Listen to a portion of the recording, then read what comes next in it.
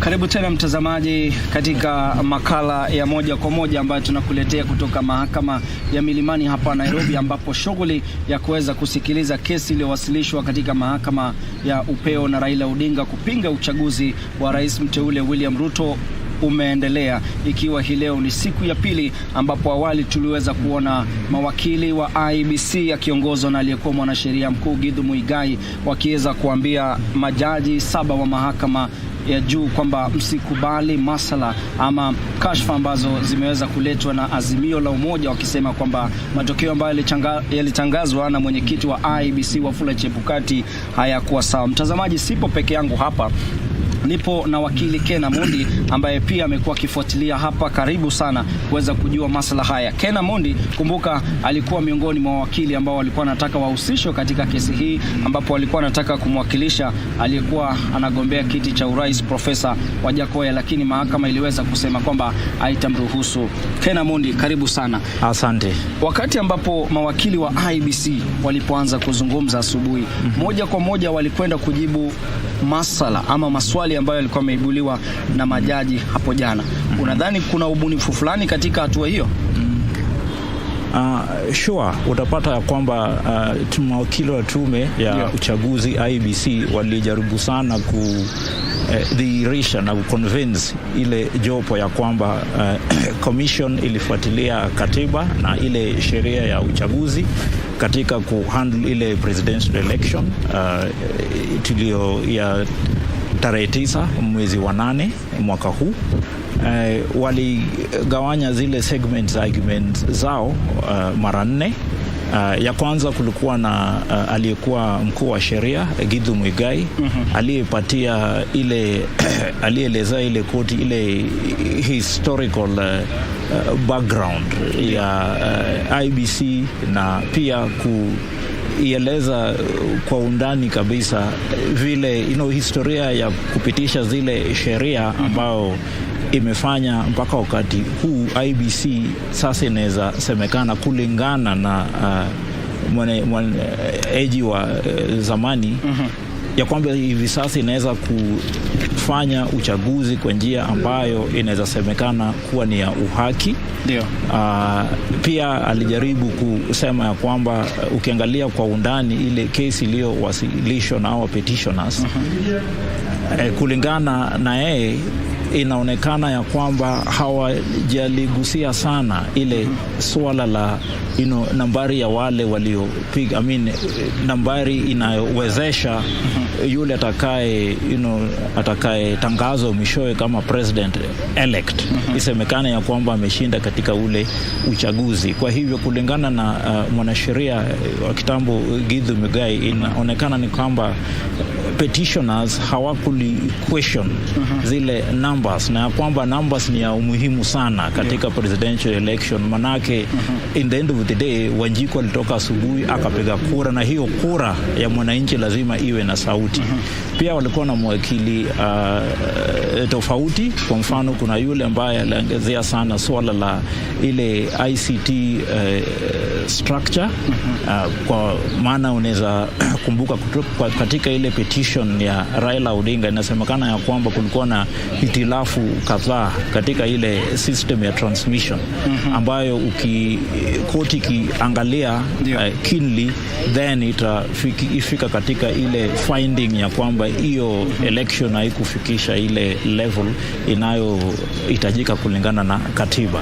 Kwa hivyo wale mwakili wajaribu kuonyesha ya kwamba kulingana na systems ambazo ziliwekwa na Iebc hakukuwa na hitilafu yoyote, na ya kwamba upande wa petitioners hawakutoa ushahidi wowote ya kudhihirisha ya kwamba kulikuwa na hitilafu ambayo inaweza fanya mahakama ibadilishe ile declaration iliyotolewa na Bwana Chebukati.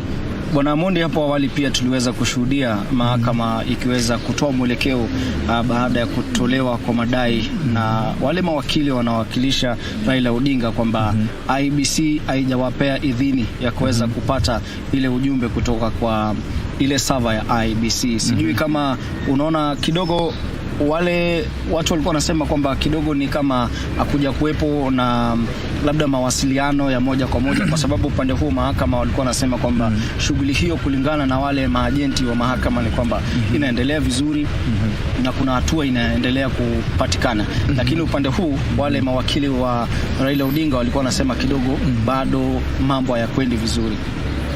In fact, kulingana na koti, ile information walipata kutoka kwa agents wao ni kwamba the process actually ilikuwa imeisha na ripoti ilikuwa tayarishwa, na kwa hivyo koti ikatoa order ya kwamba I think katika hii session ambayo karibu ianze, hiyo ripoti itatolewa kotini, na ikishatolewa kotini our parties wote, petitioners pamoja na hao wengine pia watapewa, alafu ndio mawakili wa petitioners watakuwa na ile nafasi ya kutoa comment zao kuhusu hiyo report kutoka kwa wale waliokuwa wanafanya hiyo process ya kukagua kura.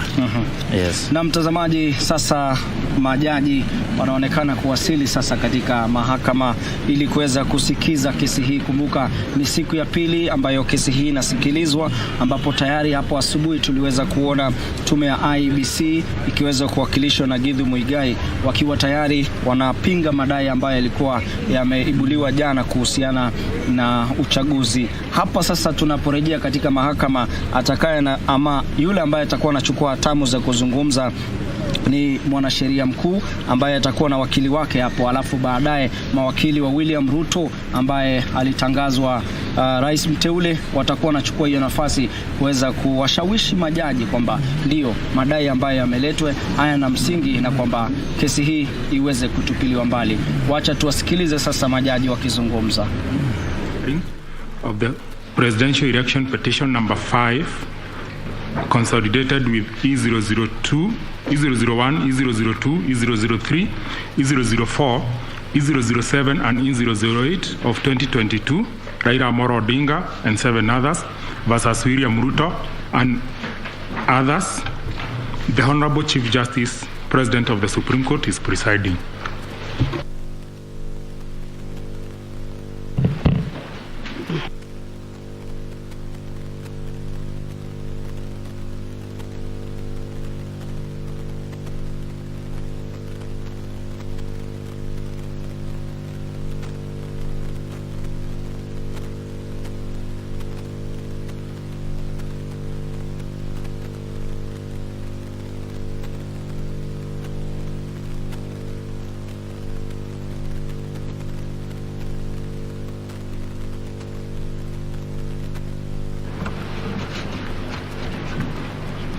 Yes.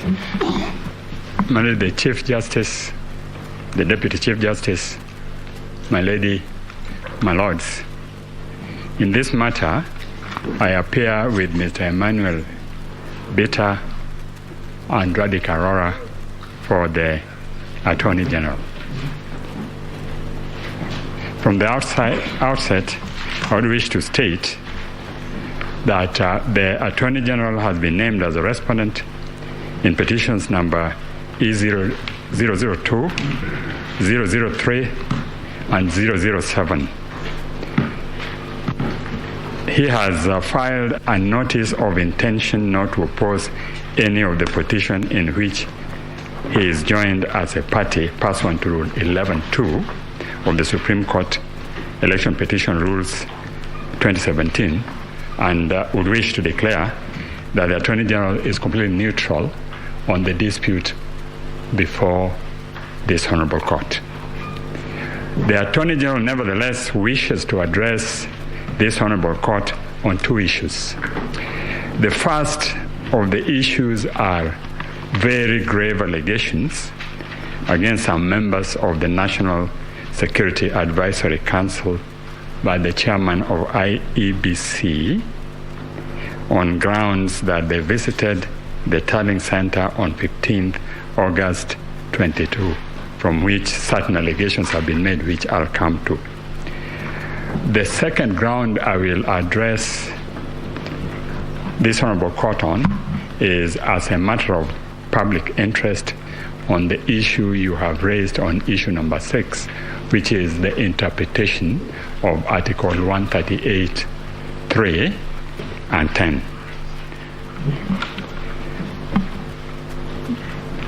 Chief Justice, the court, the NSC is a body in charge of our security. It is part of the executive and is established for the benefit of all Kenyans. It doesn't have political identity or political intention. Its members comprise those at the top echelon of our civil service and security infrastructure, and it is a body which in any organization of extensive public interest gets involved to try and see how it can assist on matters of security. The chairman of Iebc, Mr. Wafula Chebukati, has purported to present before this honorable court that he has neither the knowledge nor connection with NSAC. The record establishes otherwise. Indeed, from Mr. Kinywa's affidavit sworn on 28 October 2022, it is clearly shown that on 4th July 2022, the chairman was in attendance of a meeting of NSAC and briefed the NSC on the status of the preparation of general election and sought to involve it fully on matters of security, both in context of ongoing activities and also to help them from time to time. I would like to refer you to page 31 of Mr. Kenywa's affidavit annexed to the notice of application, which was notice of motion, which was filed before this court to get the context. At page 31,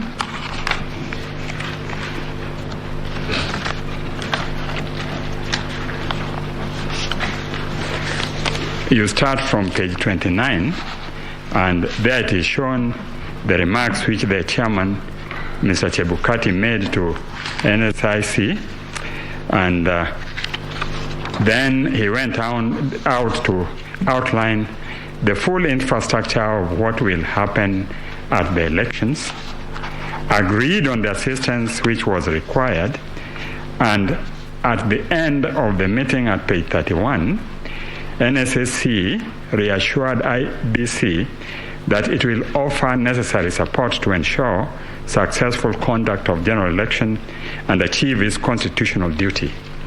Members also pointed out that successful results transmission was critical and the issue of budgetary constraint by Iebc should not arise, and indeed agreed to assist Iebc on any budgetary requirements for purposes of transmission. And it is from there that the relationship continued. You will also notice that the visit to the Iebc tallying center was instigated as a result of the activities which had gone on 13th and 14th, when there was suspension of transmission and display of the result, and without explanation from the Iebc. As deponed by Kenywa, he called the chairman and advised him that the NSC has intention to send a team to meet him and his fellow commissioners for purposes of discussing the security and implication of concerns surrounding transmission, tallying, verification, and declaration of results. The chairman posits that he was early in the morning, when you go through his affidavit, visited by a number of individuals, some of whom comprised politicians and some of whom were various eminent persons in the country, and that their intention was not to enhance the credibility of what he was doing.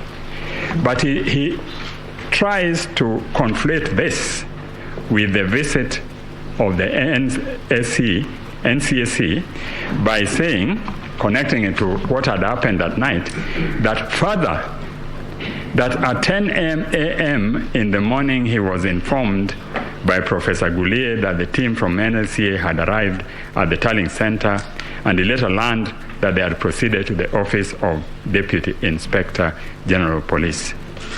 Nothing could have been true than the fact that he was wronged by Mr. Kinyua, who told him that because of security concern and tension which was arising in the country, arising out of non-transmission, and of course we have had an example on this in previous election, he was sending a team to go and visit him and discuss the issue of security.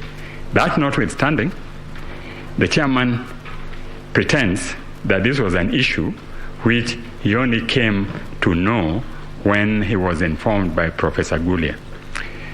But immediately thereafter, he concedes that he was wrong by Mr.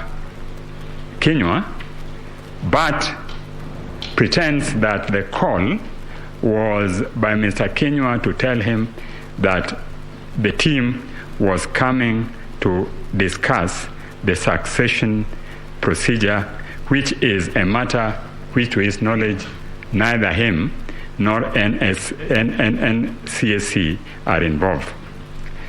The chairman then adopts confess and avoid posture to discredit the mission by conceding that Kinyua indeed called him, but to discuss assumption of office. We know that assumption of office is a process which is statutory, and members of that office had been appointed and are known and are not members of NSAC or persons who went to see him. Further, it could have been stated in the midst of ongoing tension that the NSAC is sending a delegation to discuss assumption of office when the whole country was waiting and tensions were rising, and in fact there was almost a breakdown at Bomas as these things were going on. The mission was led by Kennedy Kihara, who was the only person who addressed the chairman. The other members didn't speak, and the other commissioners of the other commissioners of Iebc of NCSAC, Mr. Kennedy Kihara and The mission was led by Kennedy Kihara, who was the only person who addressed the chairman, and the other commissioners of Iebc. Mr. Kennedy Kihara, in his affidavit sworn on 28 February 2022, equally confirms that his whole presentation was to express the need to expedite the process of declaring the results and ensuring transparency in order to avert public anxiety. But the attitude of the chairman is exhibited by the contempt by which he treated this team. They were not met when they came. They managed to find where to wait, but they were kept waiting for 4 hours. Members of a security team in the midst of an election where tension was rising. Having led them, the chairman claims that Mr. Kihara proceeded to caution him, among others, that if Iebc declared the results with Honorable Ruto as the President-elect, chaos would erupt, and that the blood of dead Kenyans will be in their hands. But at this time, they were meeting not in the presence of Mr. Kihara and the chairman. They were all contingent of commissioners and the team from the security who comprised 4 other people. And he is trying to allege that a top executive of government would have gone and made this declaration in the presence of all these people. This claim is, of course, denied. Mr. Kinyua, as you know, is a top civil servant, is a top professional, and we all know that in civil service, discretion is the promise of valor. I mean, in fact, they are so discreet that even in normal thing, they would not dare have the public know it. Curiously, the chairman reported the events which unfolded at the Tallying Center on 15th August to the police, and they filed both an OB and also made a statement. There was no mention at all of this heinous act. There's also not any mention of the visit in any of the numerous statements the chairman made.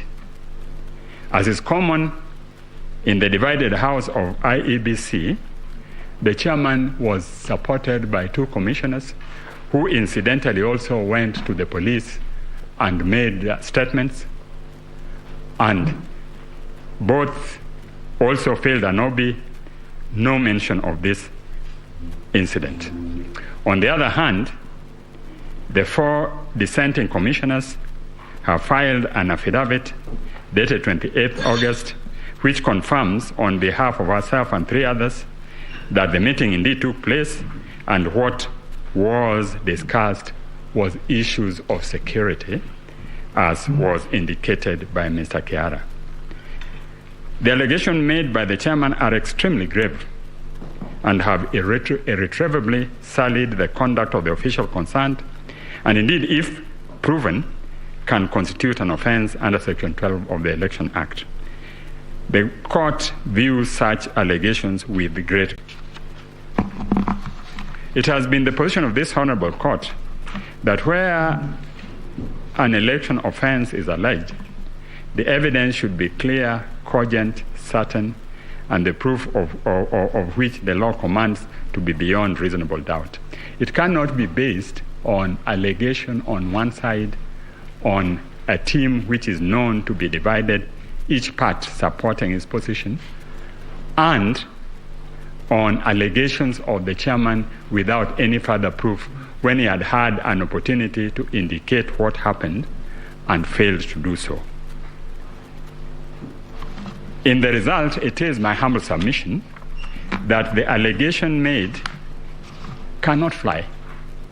All the chairman is doing is selling the character of other people to augment his claim for higher principle and integrity. And at the end of it, nothing comes out of the allegation. Indeed, after that, they proceeded, considered the results which were not ready as at the time this team was there, and announced the result he wanted to announce.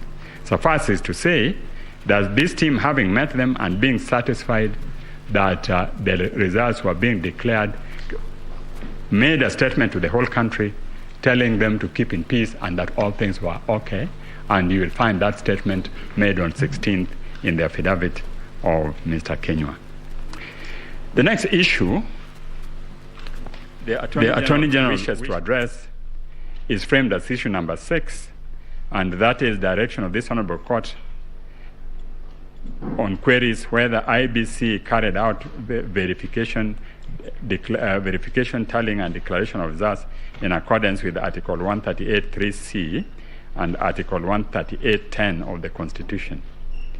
It is the contention of the Attorney General that the interpretation of the said article is a matter of public interest without going to the application of the article to the dispute before you.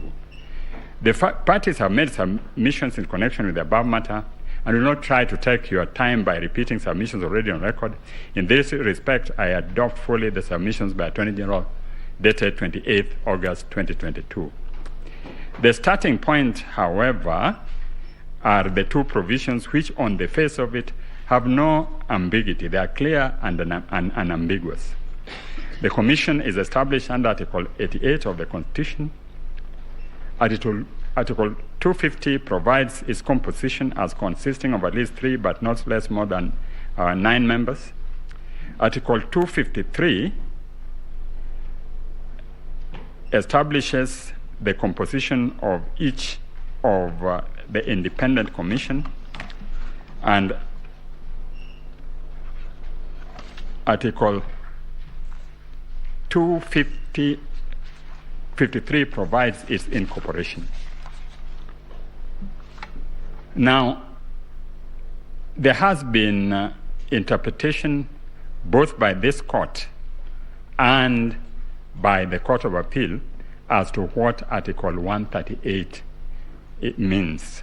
And in that respect, I would like to refer you to the case of Raila versus Electoral Commission, and that is the second petition of 2007, and at page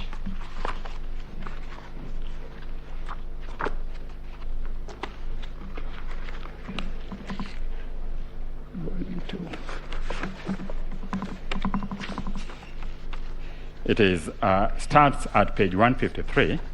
At page 153, this Honorable Court referred to the case of Maina Kiai, and in it stated as follows. Clearly, at paragraph 263, clearly this provision in mind, the Court of Appeal in Maina Kiai decision was categorical as it rendered itself thus: we are satisfied that this elaborate system, the electronic transmission of the already tabulated results from the polling station contained in the prescribed form, is a critical way of safeguarding the accuracy of the outcome of elections. I do not see how the appellant or any of its officers can vary or even purport to verify those results.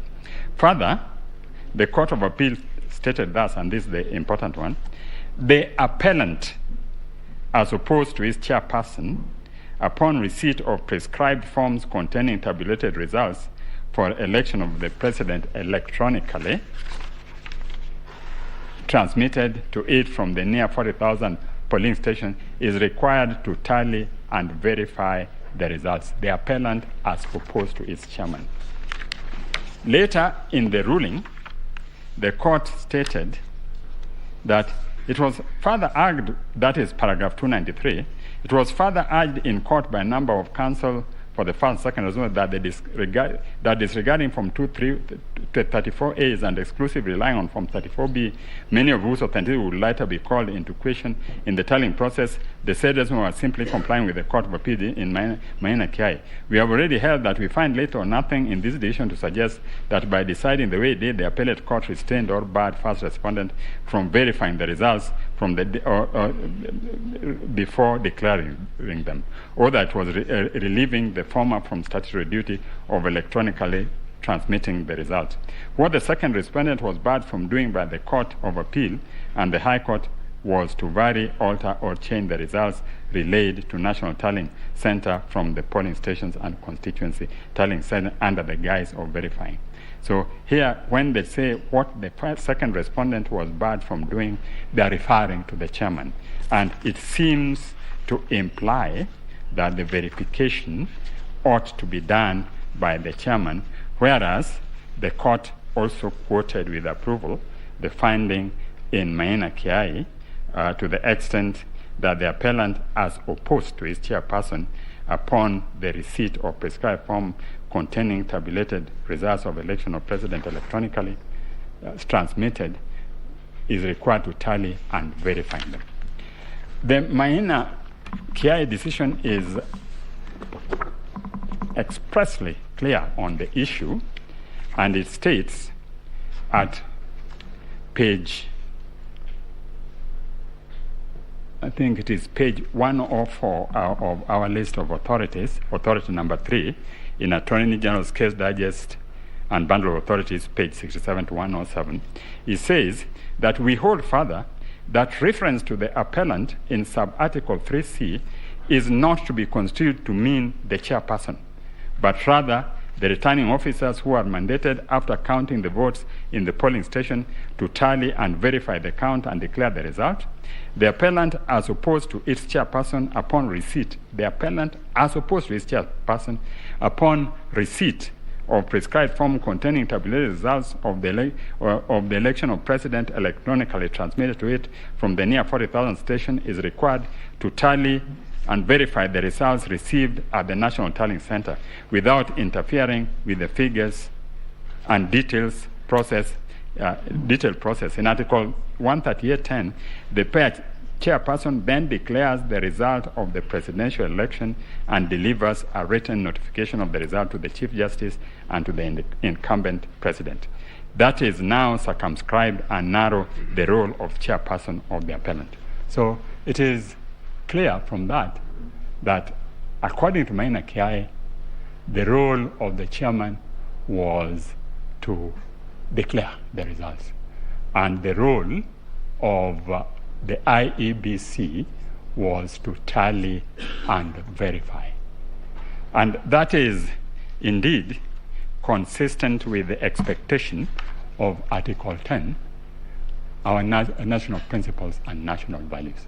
So we humbly request this court to take this opportunity to clarify the position without, I think we need to emphasize, and based on what Justice Lena Ola was raising yesterday, the issue of prospectivity and retrospectivity.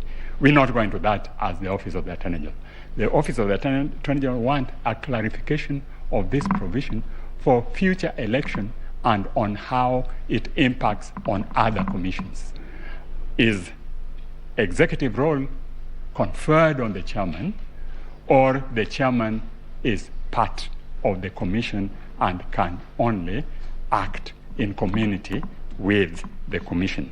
And that is consistent also with the provisions of the amendments which were done, some of the amendments which were done in 2017. You will notice that the commission has clearly delegated functions to the returning officers. Section 39(1)(a) that deals with National Assembly and County Assembly for them to tally and verify and declare. And 39(1)(b) deals with the right of the returning officers to tally, verify and declare the governor, senator, and county women assemblies. But the provision purported to confer the right on the chairman to deal with presidential elections, and that Maina Kiai was very categorical that it was contrary to the provision of the Constitution, and this is what they said. They said that the controversial regulations 83(2) and 87(2) were not affected by amendments, and the object is not difficult to see. The High Court, having found those regulations, that's at page 105, to be inconsistent with the Constitution, it was in bad faith for the appellant to reenact them while pursuing this appeal. It is our firm position that the purpose for which Section 39(2) and 3 of the Act and Regulations 83(2) and 87(2)(c) were promulgated or made have the effect of infringing constitutional principles of transparency, impartiality, neutrality, efficiency, accuracy, and accountability. So that was the position of Maina Kiai. Maina Kiai came to this court. The appeal didn't succeed, and therefore it has impliedly been confirmed by this court. So we humbly request your lordships to take this opportunity, and my ladies, to take this opportunity to clarify that position.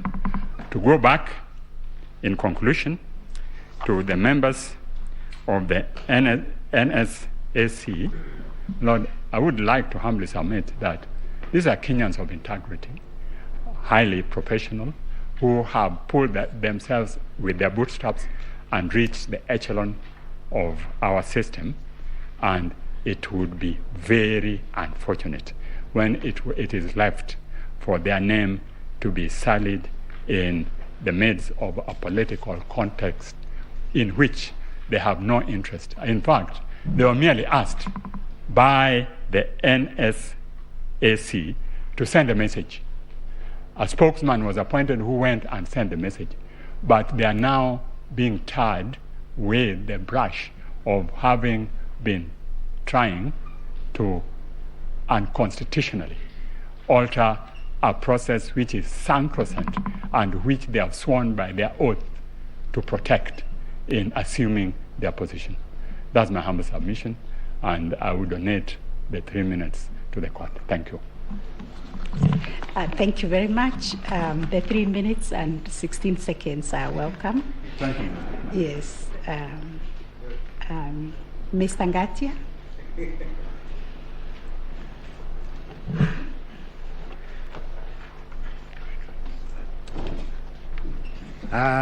Thank you, Madam President. Please first allow me to introduce the lawyers who have burned midnight hours to present so many affidavits before you. My name is Ngatia Frederick.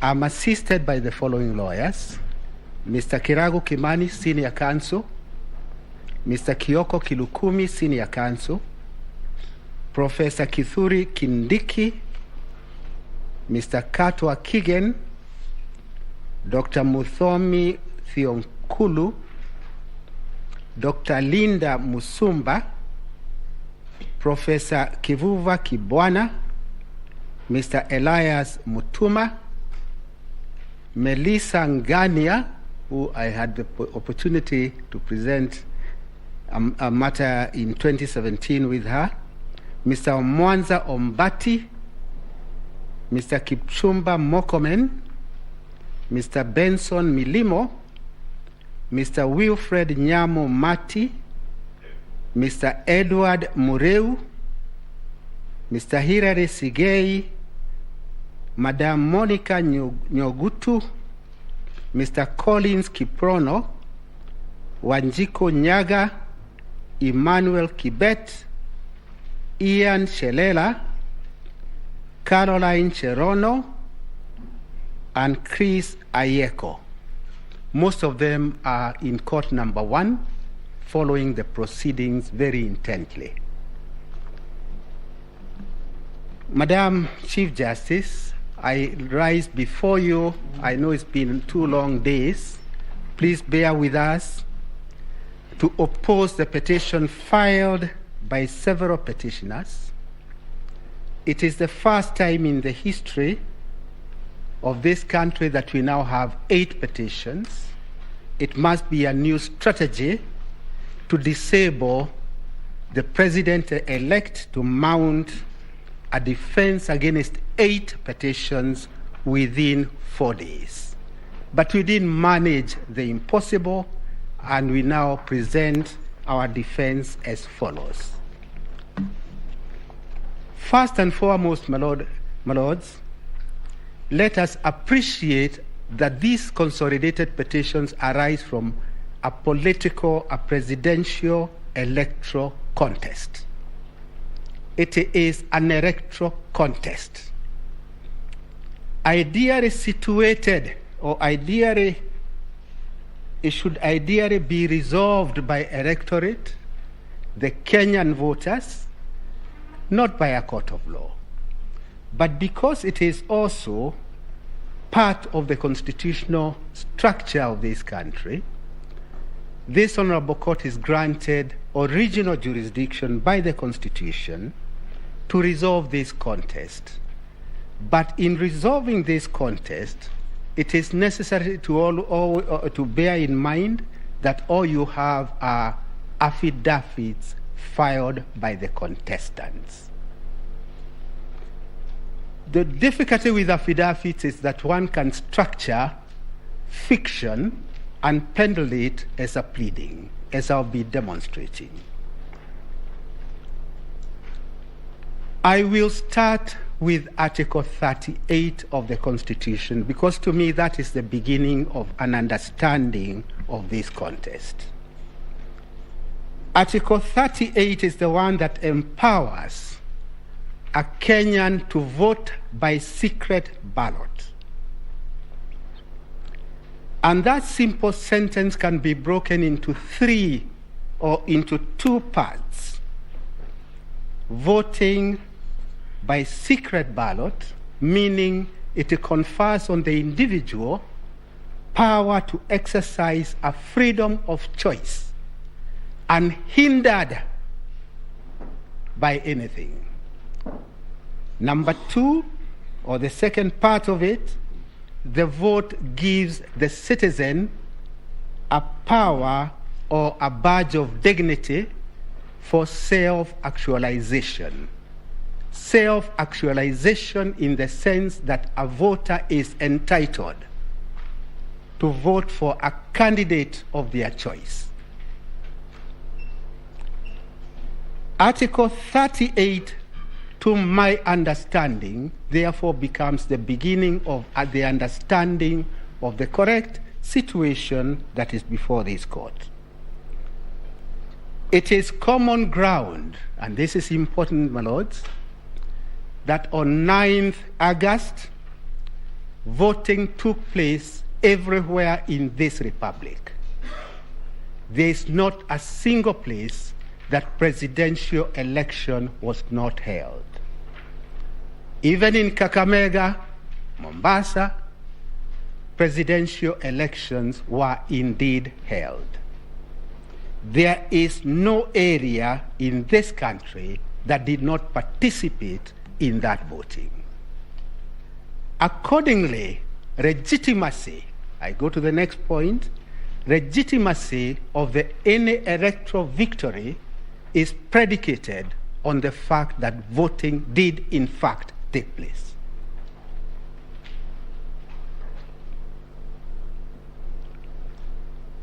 From Article 38, one then goes to Chapter 7 of the Constitution, from Articles 31, going all the way to Article 81, going to 87, which donates a power to Parliament to legislate on elections. I would immediately say this, Madam Chief Justice. The power to enact Elections Act, to my mind, relates to the 5 other tiers of elections. For the simple reason that for the presidential contest, the inquiry is defined in Article 140. The relief is defined in the same article, whereas in the other levels of elections, one could look at the Elections Act. But I'll come to that a little later. I'm doing first and foremost a broad introduction of the areas that we'll deal with.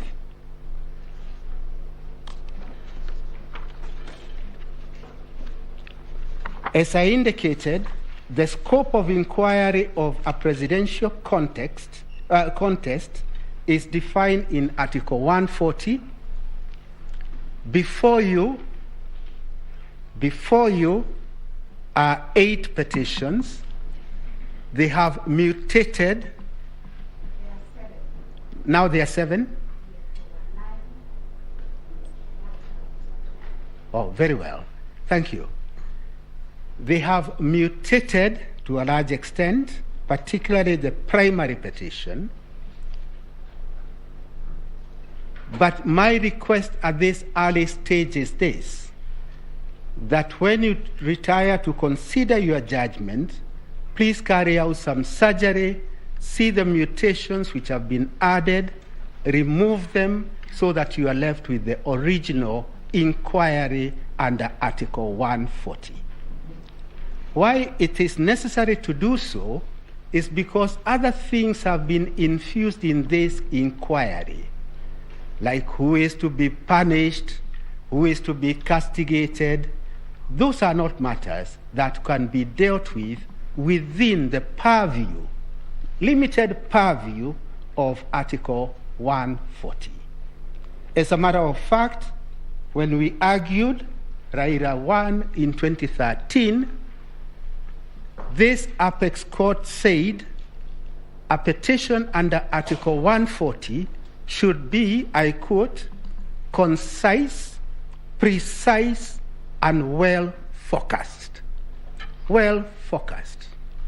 It cannot be a meandering, never-ending saga involving other persons other than the inquiry which is specified in Article 140.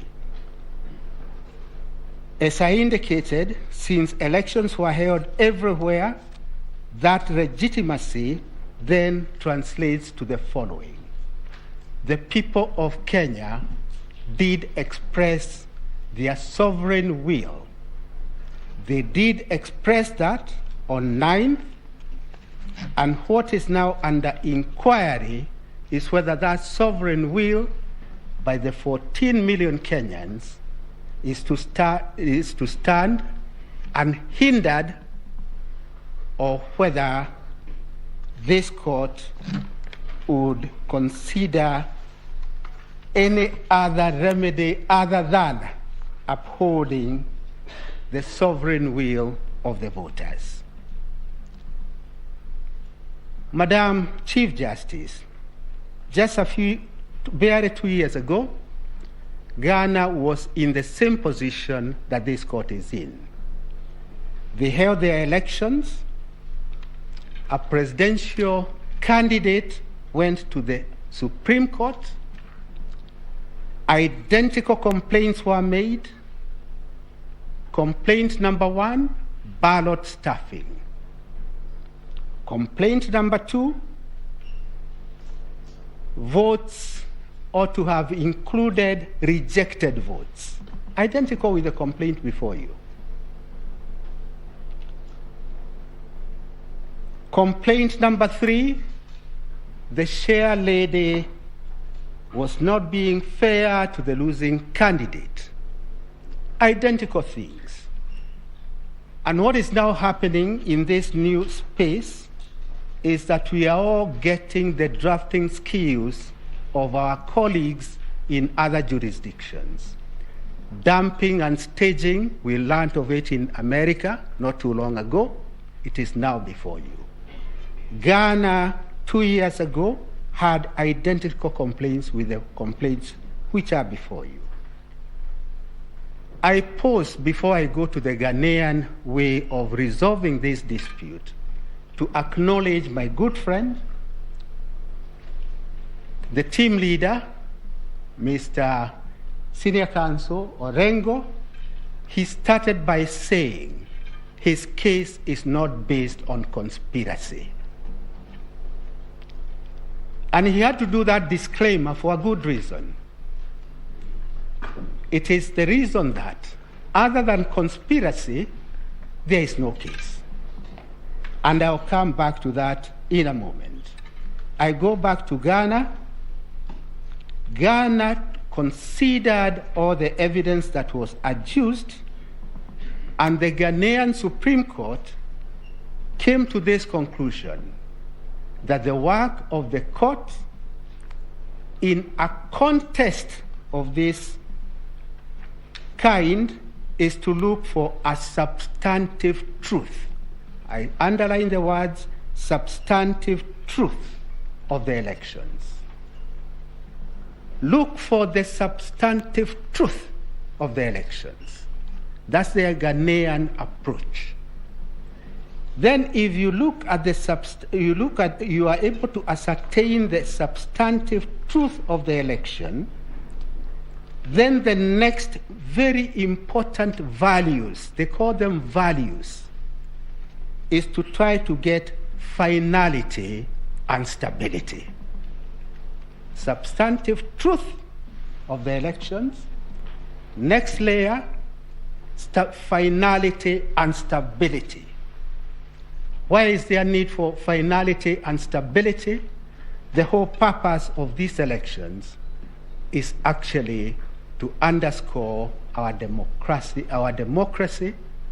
to have a government in place for the next 5 years, and then we'll have yet another round of seeking the voters' validation of who will form government.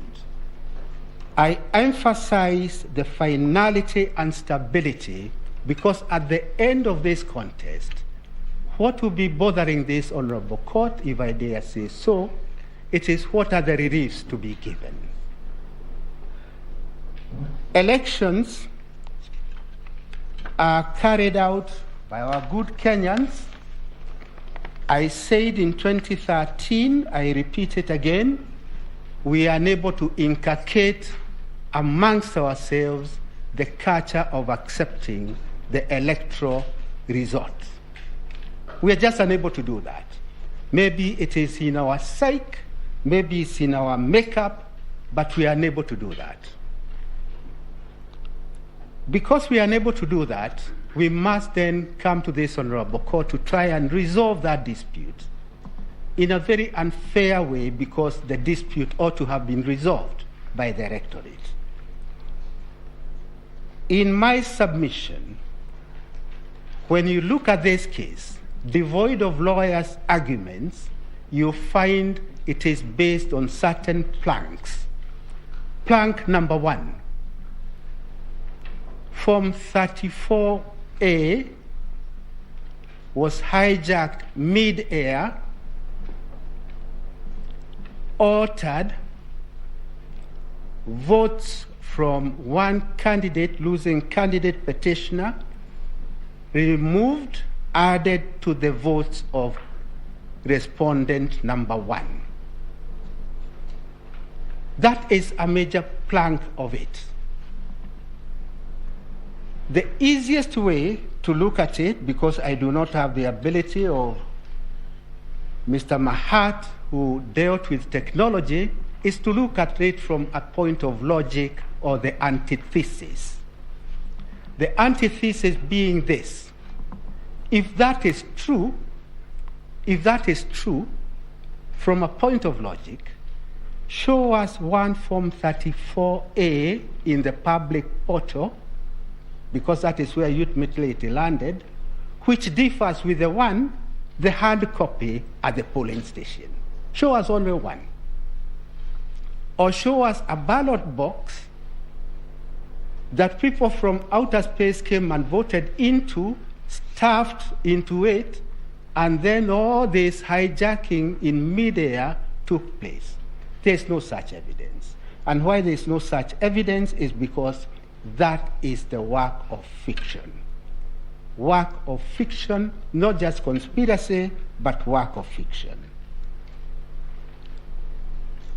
In my submission, therefore, amongst the many things this court is now being called upon to do, is to find a way of moderating, I use the word moderating now in the correct sense, the excesses in the political contestants.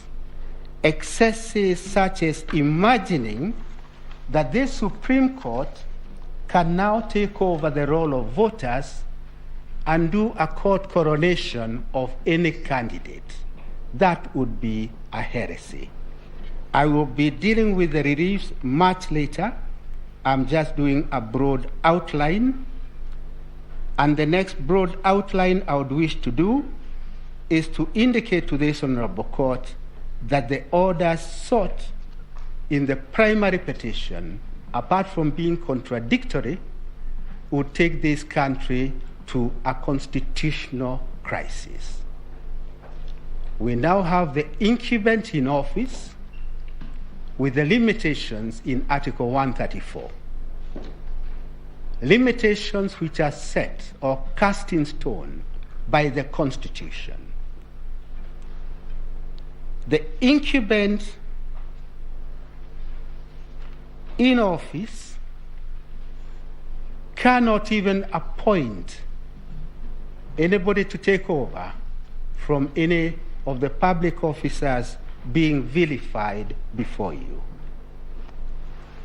If, for example, and I say for example guardedly, this honorable court were to even countenance anything other than stability and finality, then a constitutional crisis would be triggered because the petitioner has repeatedly said he will not participate in an election held by Iebc under the chairmanship of Chebukati.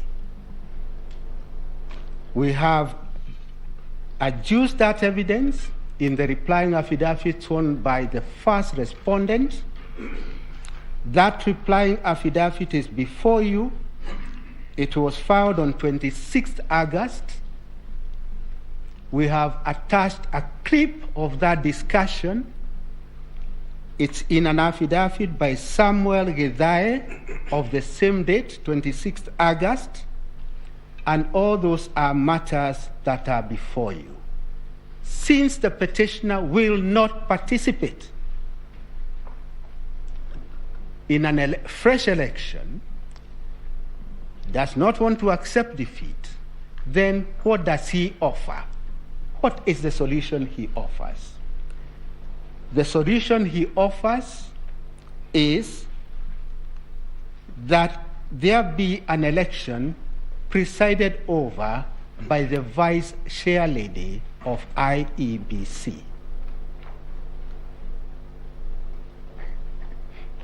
And only one needs to state that to see the crisis that this country will be engaged in. It will be a crisis of monumental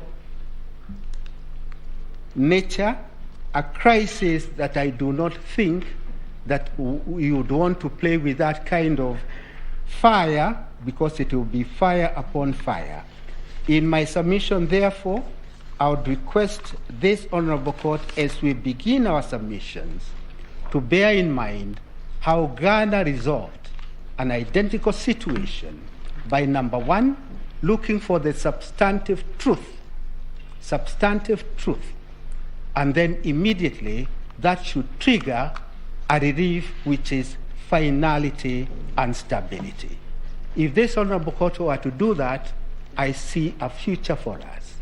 Any other solution, the crisis offered by the petitioner cannot be a crisis that this court can countenance, because your fidelity is not to anybody other than the Constitution.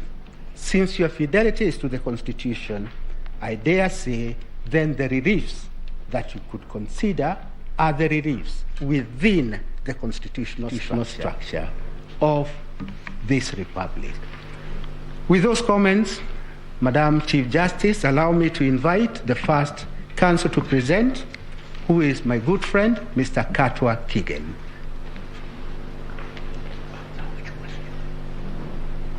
Mr. Katwa Kigen will deal with issues 1, 2, and 3.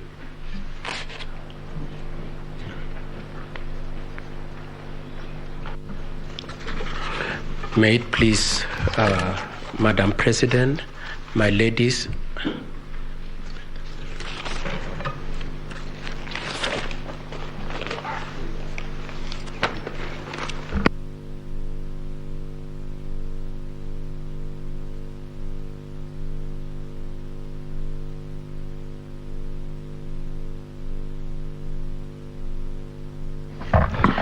may it please you, my Madam President, my ladies, my lords, my name is Katwa Kigen. I propose to deal with issue number 1, 2, and 3, and may I indicate that in dealing with those 3 issues, I'll be dealing with them together with Dr. Mudomi. My lords and my ladies, the 3 issues are to this effect. The first issue relates to the integrity of the technology, and the wording of that issue is whether the technology deployed by Iebc for the conduct of 2022 general elections met the standards of integrity, verifiability, security, transparency to guarantee accurate and verifiable results. The second issue relates to the question of whether there was interference with transmission, and it is to the effect whether there was interference with the uploading and transmission of Form 34A from the polling stations to the Iebc public portal. And the last issue that we will be dealing with Dr. Mudomi is the question of whether there are differences in Form 34A, and the wording is whether there was a difference between Form 34A uploaded to Iebc public portal and the Form 34A received at the National Tally Center and Form 34A issued to the agents at the polling stations. Now, my lords and my ladies, some of the issues that I will be discussing, or rather some of the issues we'll be discussing with my learned colleague, are issues that have been discussed, but we must mention them, especially considering what the petitioner in the petition that we are dealing with, the one by Honorable Raila, states at paragraph 35 of his petition. And in that petition, I'm just reading the second sentence of that plea, where he states, the evidence shows that the acts complained of were committed by third parties, senior employees of Iebc, acting in connivance with the second respondent in order to achieve a predetermined outcome in favor of the ninth respondent, and the ninth respondent, for purposes of this petition, is the first respondent. And so we are coming from the position that we maintain and insist that there was nothing that the first respondent did that could be said to have exceeded or to have amounted to collusion with the Iebc. And I would like to start my submissions by reference to the issue of Form 34A and what the first respondent and the second respondent did. My lords and my ladies, in Maina Kia, it was determined that Form 34A is, for all practical purposes, cast in stone. What Form 34A contains is the last word in respect to the wishes of the voters in the given polling station. And if it has to be in any way impeached, it is only when it has been brought to court. And so, in recognition of that, the first respondent, as allowed in law, availed his agents at the polling stations to participate and watch over the process of the elections. And we wish to emphasize that the place of agents is a very material part of this petition. It is going to be a very important issue in your determination of this petition, because the bulk of the evidence in respect to the issue of Form 34A in this petition is the allegation by one Arnold Ochieng, an advocate, saying that he received Form 34As which showed that the data in the Form 34A in the public portal, the data in Form 34A that the agents of the petitioners had, and the data in Form 34A that were brought by the returning officers to the National Tally Center were different. And so the question of whether or not they were agents, whether they could be trusted, and so on and so forth, is important. But for purposes of the first respondent, we wish to maintain the position that he had agents, and those agents have failed to him Form 34A through his lead agent. And after the Form 34As had been filled at the polling station, and all the agents available had been invited to endorse and confirm that the data captured in the Form 34A were true and accurate. After that had been done, the first copy of the Form 34A was then transmitted to the National Tally Center, the public portal. The other one was then taken to the National Tally Center. Now, I just want to emphasize two issues in that. One is that both the parties for the petitioner and the parties for the first respondent, had a chance to participate. The second thing I wish to emphasize, my lords and my ladies, is that in the entirety of the petition, none of the Form 34As at the point of the polling stations have been presented as having been challenged at any point. So that then the irresistible conclusion that should be made from the point at which the Form 34A originates is that those Form 34As represented an accurate state of affairs at the polling station, both in terms of data and in terms of the integrity of the process of voting and the counting of the votes. And as I said, then the Form 34As find their way to the National Tally Center, both in terms of transmission and the physical delivery by the returning officer. Again, agents for both parties were given a chance, and as allowed in law, the first respondent made sure that he had representation of his agents and has presented some of those agents to vindicate and verify that the data that was eventually verified at the National Tally Center were the accurate data of what happened at the polling station and passed on to the National Tally Center. I would like also to emphasize that the two things that were supposed to be done at the National Tally Center was to determine the data, and secondly, to establish the security features of the Form 34S. Having said that, my lords and my ladies, and considering that especially at issue number 3, your attention is on the propriety and the integrity of Form 34A, I must submit that the petitioners have not adduced any evidence of any challenge of any Form 34A at any point in the national tally. And this is the second chance they have, having had an initial chance at the polling stations. There is none of the Form 34As that have been challenged. It is with this state of affairs then, and as a result of this process, that eventually we have the declarations of the result coming out to indicate that the total valid votes cast were 14,213,027, being a product of a process that was interactive and where all the parties were involved. It is a product of this process also that comes out with the result that the first respondents' total votes were 7,176,141. Now,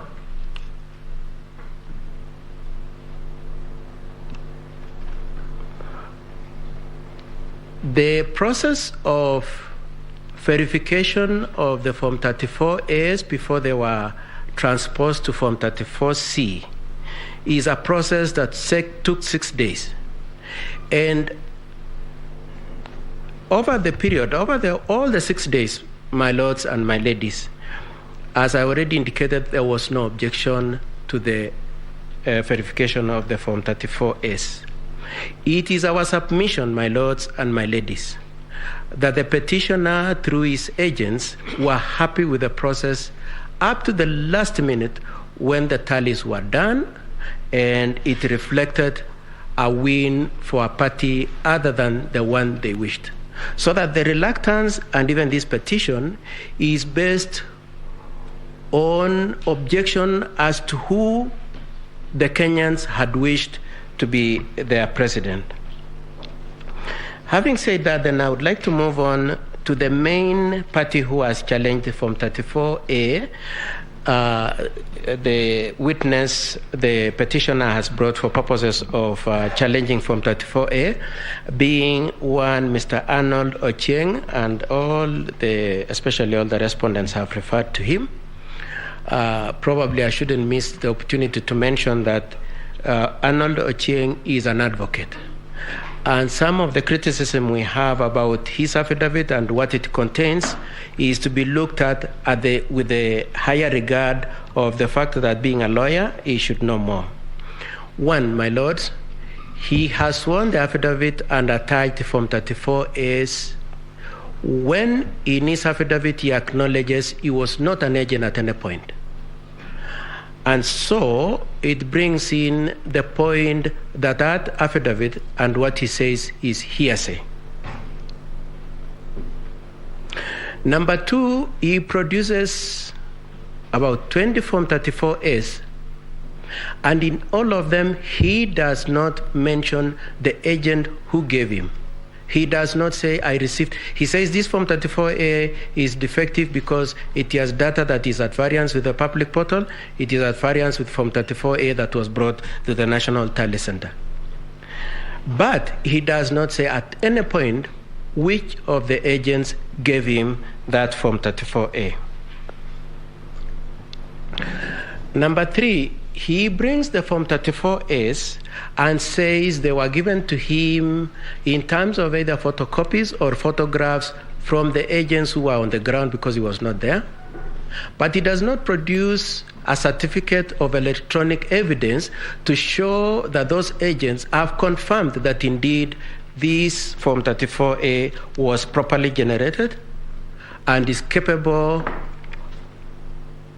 of being treated as evidence of any property value in the consideration of your case, of this case, sorry.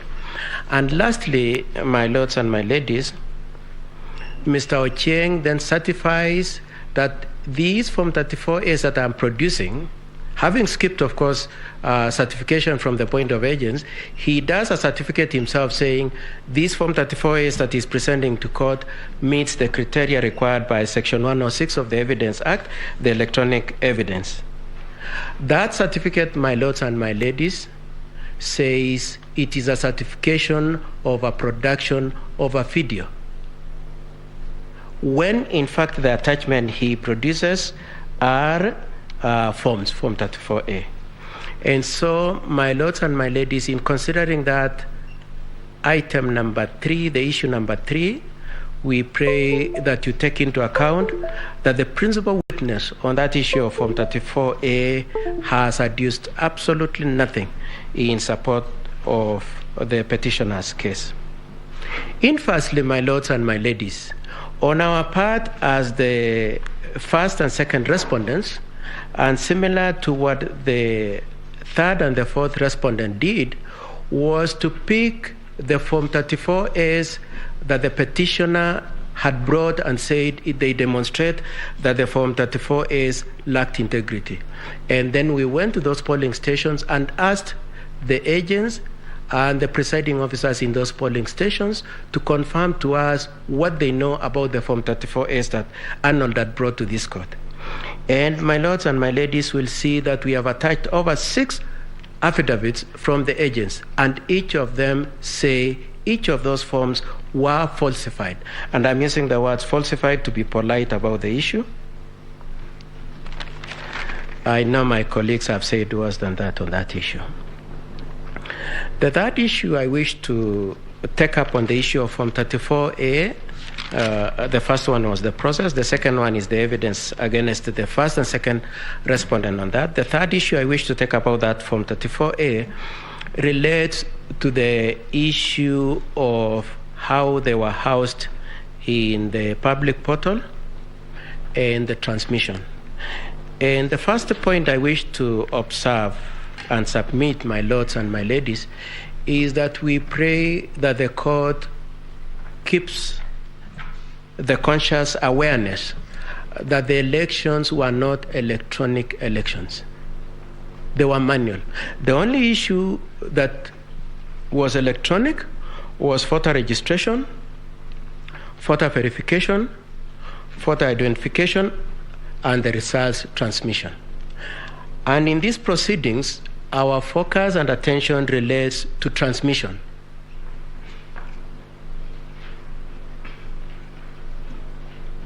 Having said that then, my lords and my ladies, we pray that the court takes in on board the point that is made in Section 39 of the Elections Act, Section 39 1F, and the decision of this court in Odinga 2013, paragraph 237. At Section 39, it is indicated that the propriety of the election process will not be defeated by reason of results transmission.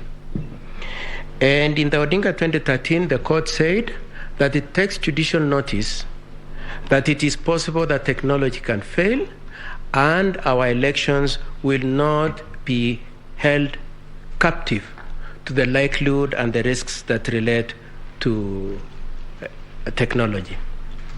Now, my lords, we would like them to submit to this effect that, assuming for argument's sake it is true that there were any deficiencies or any defects in the process of the transmission of the results, it is our submission that that did not impeach the elections, because eventually the election and the results were declared based on the hard copies that were brought by the returning officers from the constituencies. They were not based on the portal, that the portal is meant for comfort, for transparency, for accountability. It is not meant to represent the accurate and the true results. It is the hard copy that is taken to the National Tally Center for purposes of verification in terms of data and for security features. Two last issues on that issue, my lords and my ladies.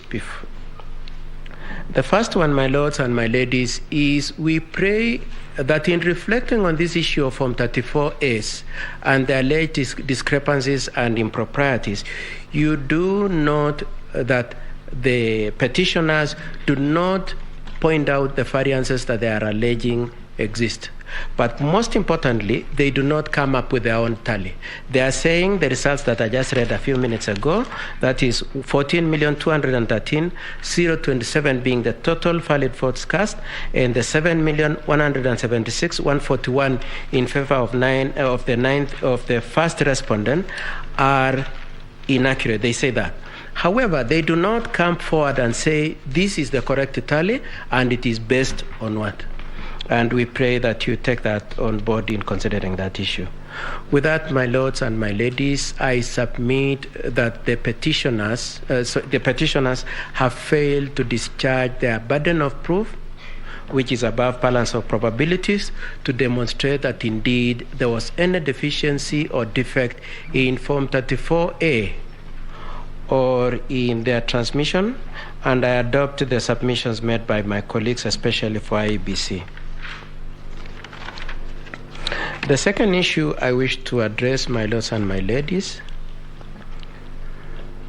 is related to the same issue of transmission, being the alleged logs that third parties are said to have used to interfere, and in the words of the petitioner, to stage, to dump the Form 34S. And my lords and my ladies will notice that in support of this contention, the petitioners are relying primarily on two affidavits, one by John Kidongo and the other one by Benson Wesonga. And the chain of events is to this effect. John Kidongo swears an affidavit that he sat in some discreet place. He says somewhere in Karen. I don't know what he has against Karen. He says he sat somewhere in Karen with someone whose identity he doesn't disclose, and he was told that some log particulars were used to interfere with the results. Then we have the Nasonga step in and purport to analyze those logs and say indeed his observation as an expert in IT is that those logs were used to interfere with the results. And we would like to observe a couple of things. The first one, my lords, as already submitted by my colleagues in the Iebc, for the Iebc, is that evidence from Kidongo is a third level hearsay. It is based on information given to somebody who is not disclosed, and Kidongo is the third person in that order. By the time Benson Wesonga is purporting to do analysis, he is at fourth level of hearsay. But more interestingly, my lords, we took time to look at the logs, and what struck us was that one of the logs which had been manipulated, one of the logs escaped their attention, and it has a date 2017. I know my learned friend Mahat already explained how in the 2017 polling stations were used as part of those, possibly the matrix of the logs. On our part, we noticed the date 2017 and it piqued our interest. When we checked, my lord, we realized that indeed the particulars of those logs or substantial parts of those logs were parts of logs that had been posted by his friend Professor Makau Mutua in 2017, and they had just been lifted and purported to be the logs that had been used in 2022. In response, and without being technical, we put in an affidavit saying these logs were the one tweeted in 2017, these logs were the one used in the petition in 2017. And what then Mark Kidongo did was to make a fast retreat and saw an affidavit saying, I am retracting what I said, I am retracting the allegations that those were the logs that were used. Now, unlike the first affidavit where he had said he had been given those logs by somebody else, he now comes and disowns those logs personally. He does not say, I have gone back to the shadowy person that I had used, and he has told me that I'm mistaken. He now takes responsibility for it and says they are wrong. But he not only says that and just leaves it there, he says, by the way, please understand me, they were meant for demo. He says that I had indicated them and they were meant for demo. And you look at that, you'll see that in his affidavit of the 28th August 2022. Now, my lords, more importantly for our petition, more importantly for our response to the petition, is that those are the only logs that had been presented for purposes, in terms of logs, those were the only logs that had been presented for purposes of challenging this petition, these elections. With Kidongo's withdrawal of those logs, my lords and my ladies, we would have expected that then that element of the petition would not be given to you. You would not need to consider them again because they have been withdrawn. What happens then? One Justice Nyangaya walks in as a respondent and introduces new set of logs. And then, almost in character of Benson Wasonga, he jumps into those ones and now analyzes them and again says they demonstrate and indicate that there was interference with the transmission and the public portal. My lords, as my senior counsel Ngati had indicated, we have a scenario where the petitioners were able to have friends in the part of the case of the respondents. And then we have the situation where Nyangaya as a respondent now makes a new petition, my lords. And we would like that to be an issue for your consideration. Whether you will look at the new logs that have been introduced by Nyangaya in the cause and purport that he is a respondent when in fact he is an extension and a surrogate extension of the petition. We submit, my lords, that and my ladies, that you should reject the attempt to have introduced a new petition, one, and number two, a petition that was filed out of time, and number three, that has been innovatively done by the petitioners to extend their case. We pray that you do find that the issues of the logs are dead and they are not available for your consideration. As my learned friend Mr. Amhat said, and Abdikadir said, we would pray, and Mr. Gumba also said, we would pray that you apply your minds to the scenario where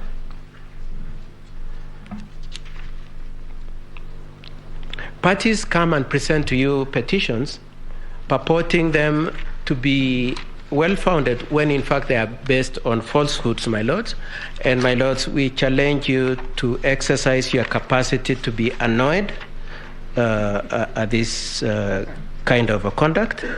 Lastly, my lords and my ladies, I have been instructed to also say something about the arguments made by my friend Omutata in petition number 7, in which he argues that the data shows that indeed the none of the contestants achieved more than 50+1. And I just want to say three things, my lords and my ladies. Number one is that Omutata, in paragraph 14 of his petition says the 65.4% that he's using was picked on the 9th of August to 2022. My lords, as Maha had already explained, that figure kept changing, as by close of day on the 9th of August it had changed to 64.6, and by close of all the data it was 64.7. My lords, he used a percentage that was not static but was moving. The second thing, my lords, is that he used the wrong denominator. He calculated his data using the total registered voters as opposed to total registered voters in respect to the KIMs that had reported their data. And I think Mr. Maha had already explained that very well. And for all those reasons, my lord, we pray that you do not come to any temptation that indeed the 9th respondent did not achieve 50+1, but indeed to adopt the calculations as done by Iebc. Thank you very much, my lords. I pray and request to cede ground to my friend, Dr. Thiongolo.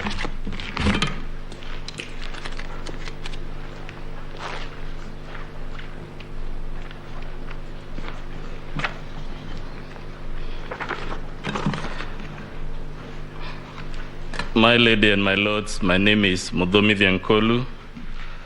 My senior started addressing you on the fictional aspects of the case before you, and I'll focus on showing you why it is fiction. And in the literature and the arts, they talk of several genres. When we thought about this matter, we thought the fiction before you is of the genre called tragicomedy. That is a combination of comedy and tragedy. In terms of tragedy, we thought of Macbeth, and we thought of Macbeth talking about the demise of Lady Macbeth and the frustrations of life, and saying it is a story full of sound and fury which signifies nothing. I will tell you shortly why this petition before you is a work of fiction, and specifically a story full of sound and fury, what my colleagues have called shock and awe, but which signifies nothing. We thought of the comical bit of this case, that we have to engage this eminent court to hear spurious allegations. And the comedy we thought about is called Much Ado About Nothing. And we'll be hoping to persuade you that the case before you is not only full of sound and fury but signifying nothing, but is much ado about nothing. Lastly, we came closer home and thought of a work of fiction in the realm of comedy and tragedy by a son of East Africa called Shaban Roberts. That work is called Kusadikika. And many of you, my lords and ladies, who have read it, you will find it is a work in which people are invited to believe every allegation, however spurious, however preposterous. And we suggest to you that maybe the petitioner himself is taking you to be that country called Kusadikika by Shaban Roberts, in which if you're told the sun rises in the north, you don't apply your mind.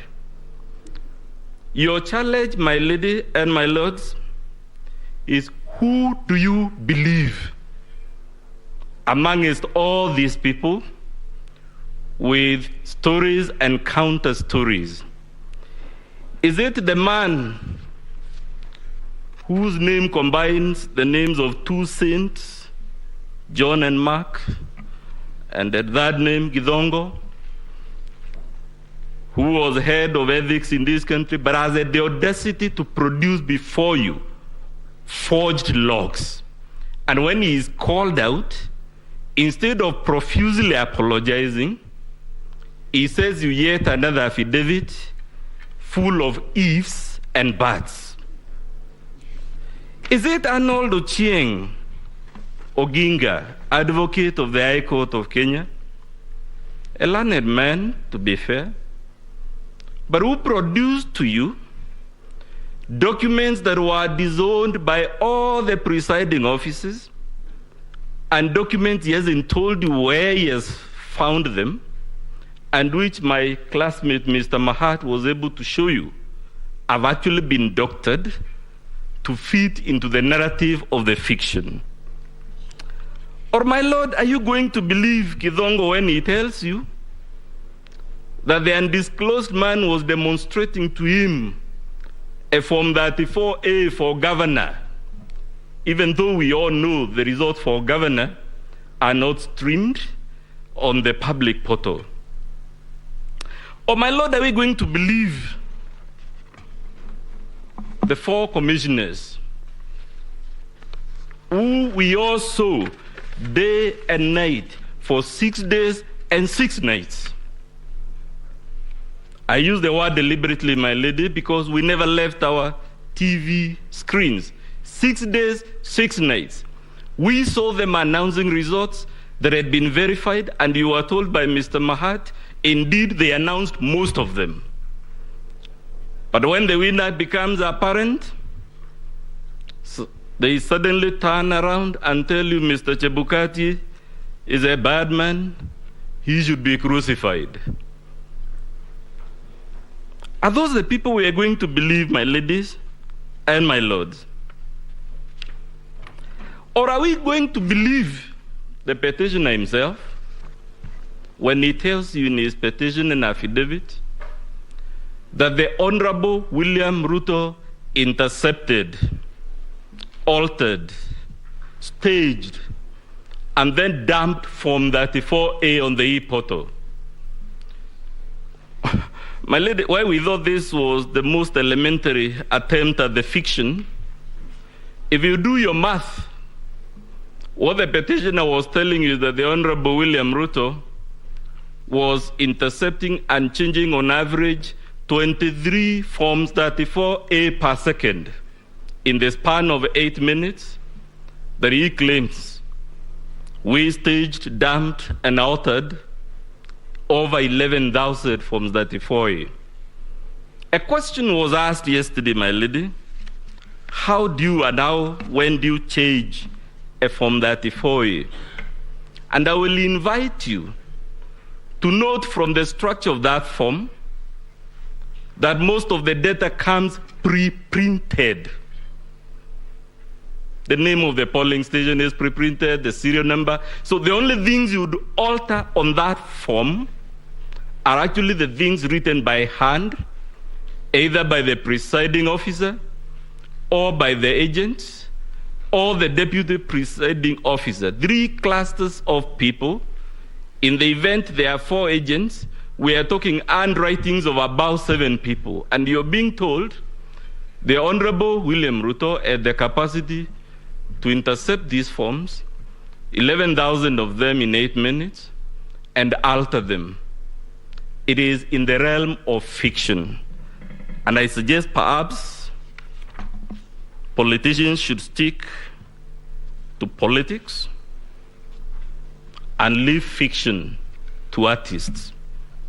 Or are you going to believe, my lady, when you're told that the Honorable William Ruto had this young man with a laptop at the National Tallying Center, and that this is the laptop he was using to do these things called dumping, staging, and whatever not? I think we may have our own views about various citizens, my lady and my lords, but I am struggling to understand who is this fraudster that would walk to a laptop not in some remote place, some inaccessible place where all he has is the network, but he would go to the National Tallying Center with a laptop, and the only reason he has that laptop is to intercept results in the full glare of our TV cameras, in the full glare of all those security men and women that are in that tallying center, under the eagle eye of all the agents, It is simply spurious.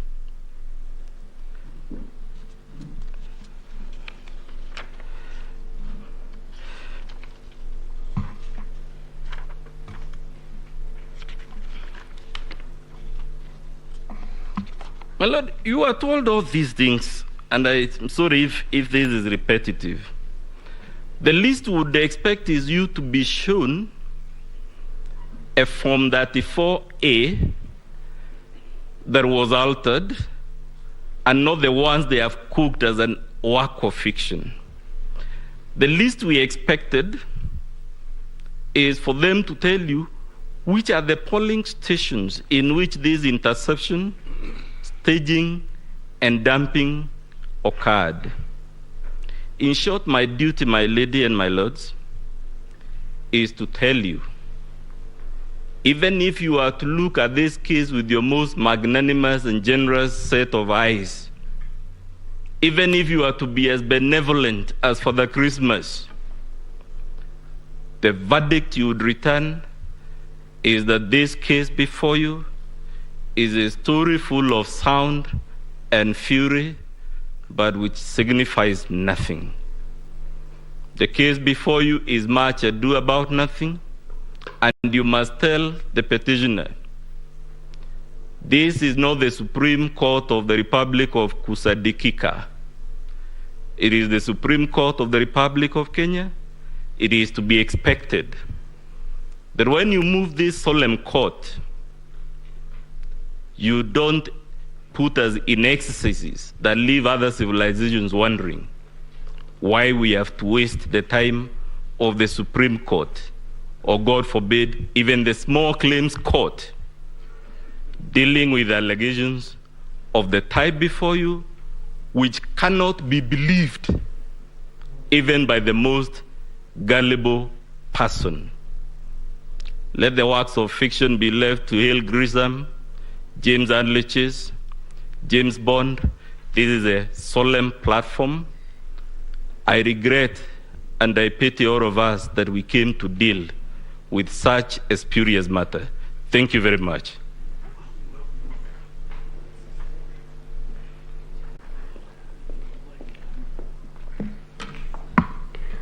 Thank you, Honorable the Chief Justice, the judges of the Supreme Court. For purposes of record, my name is Melissa Ngania. I'm going to address the court basically on issue number 4 and 5 as framed by the court. The cornerstone and the grievance of the petitioners in regards to the two issues, number 4 and 5, is the question of the postponement of the gubernatorial elections, as well as the variance of votes within the elective positions.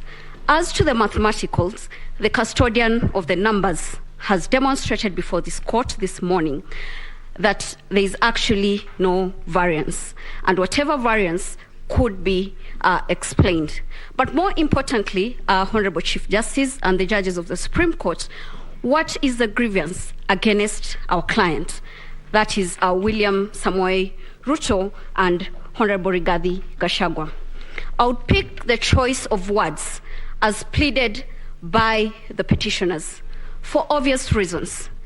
This is an election petition, a presidential election petition that has the crust of proving its standard to the required well laid down principles in law. Now, this is what one Celestine Anyango tells us. She tells us that the grievance against my client is that a pattern throughout the country where the 9 respondents appears to benefit from a fraudulent paddling of votes in violation of the law. They are not sure of that. They've not laid a credible tangent evidence as to the paddling of that votes to the benefit of our clients in this respect to warrant this court to annul the elections as conducted. But what is more disturbing is the position of the Kenyan voter. As laid down by my senior counsel, Fred Ngatia, that is to be found under Article 38 of the Constitution. But more importantly, we have a history as a country.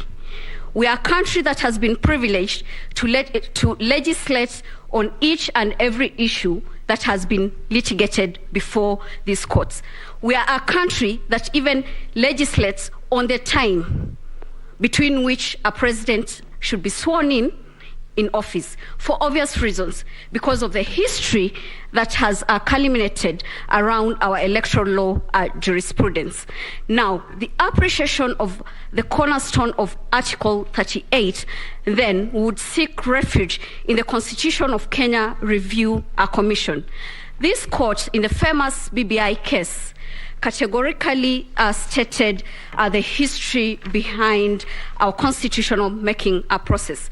I'll not wish to regurgitate the same, but I'll beg the court, when you retire to write your judgment, to adopt your paragraphs of that decision, paragraph 415 to 441 in that respect. Again, Honorable Chief Justice and members of the Supreme Court, judges of the Supreme Court, then what culminated to the Article 38 of the Constitution. In the final review, for us to get the gist of the Kenyan voter, because all that we are trying to help this court to realize is that what was the will of the Kenyan voter as expressed in Form 34A. And the Kenyan voters said what they wanted, and that is to be found under page 51 to 52 of that report. Now, coming to my submissions on Article 38 in that respect, their views were finally codified in our Constitution under Article 38 in that respect. For purposes of emphasis and so that we do not lose the trajectory of the Kenyan voter, this is what Article 38, Clause 3 says. Every adult citizen has the right without unreasonable restrictions. That is the underlying word. The Kenyan voter wants to vote without unreasonable restrictions, to vote by secret ballot in any election or referendum. What we've been told is that there has been the restrictions of postponement of gubernatorial elections. There have been the restrictions of what happened in Bomas. A Kenyan voter is not interested in that. They want their vote to be traced and traced with the precision that is required. How then do you trace the vote in that respect? Form 34A becomes crystal clear.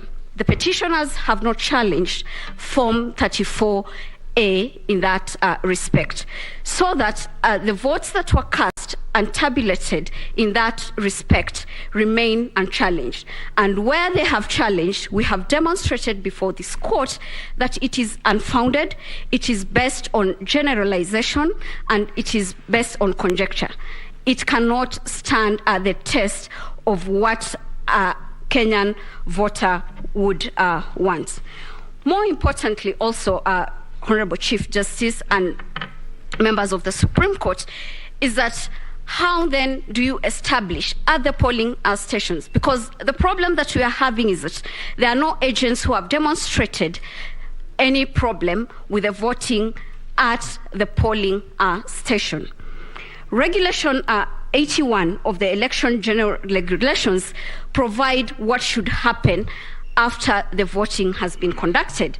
That is, the valid votes to be put together, the rejected votes, unused ballots, and counterfeits. They are to be preserved for an election court.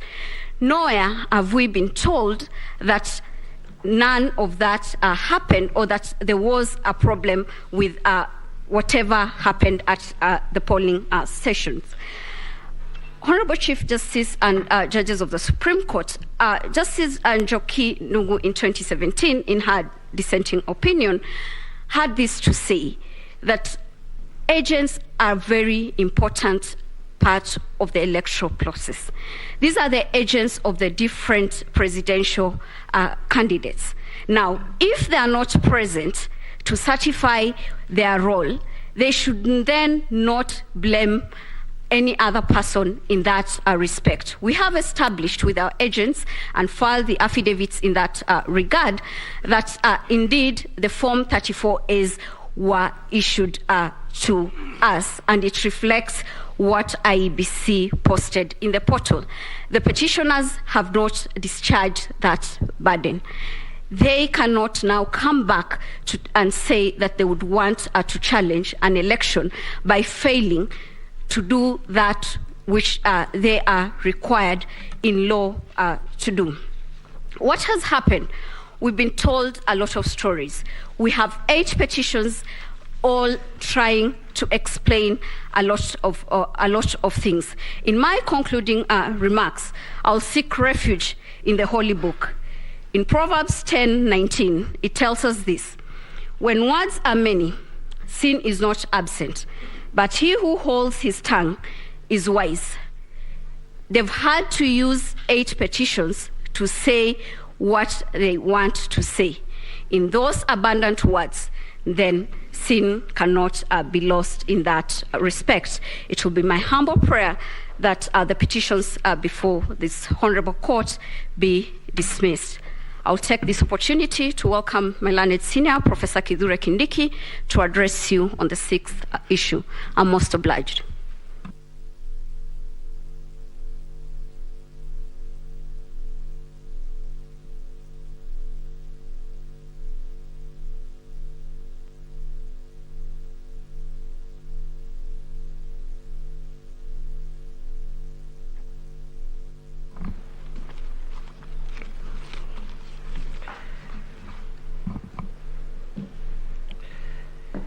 May it please you, Chief Justice, Deputy Chief Justice, judges of the Supreme Court. My name is Kithure Kindiki for the first respondent. On 15th August 2022, a mob of people, including people holding senior positions as state officers, invaded the dais at the National Tallying Center of the presidential election at the Bomas of Kenya. In what I regard as a very, very orchestrated and clear attempt to interfere with the powers of the Iebc to declare the presidential results following the verification and tallying of those results. As a result, chaos erupted. Several Iebc commissioners, staff, and other people who were lawfully at the tallying center were seriously injured. To date, nobody has been asked even to write a statement on what happened on that day. Today, no investigations whatsoever have been made by the agencies of state which should be doing this. And to date, this heinous and frontal attack on our democracy remains unresolved, and the perpetrators are marauding around the country, and some of them are in this courtroom. Chief Justice, judges of the Supreme Court, the events on that fateful day mirror what, in our respectful view, took place on January 6, 2021, when a rowdy gang of violent protesters laid siege on Capitol building in Washington, D.C., in the United States of America, following the spectacular defeat of Donald Trump as president of that country in the 2020 election. The chronology of events of that day, the day our country was shamed in the eyes and in the presence of diplomats from all over the world, local and international press. The events are detailed in the affidavit of Mr. Wafula Chebukati, a gallant son of Kenya. That affidavit is before this court and is dated 26th August 2022, particularly paragraphs 58 to 75. This has been corroborated, my lords, my ladies, by the affidavit of Professor Abdi Gulie and Boya Mulu, the affidavit of Boya Mulu, both of which are before this court, and the relevant parts are paragraphs 17 to 37 and paragraphs 9 to 10, respectively.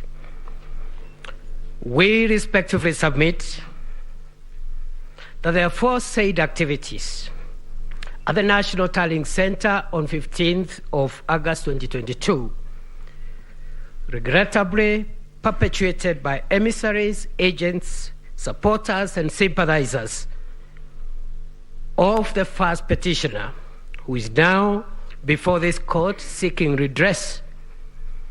Those events and those activities amount to nothing short of a flagrant attempt to overthrow the constitution of our country, to subvert the sovereign will of the people of Kenya, contrary to Article 1 of the Constitution.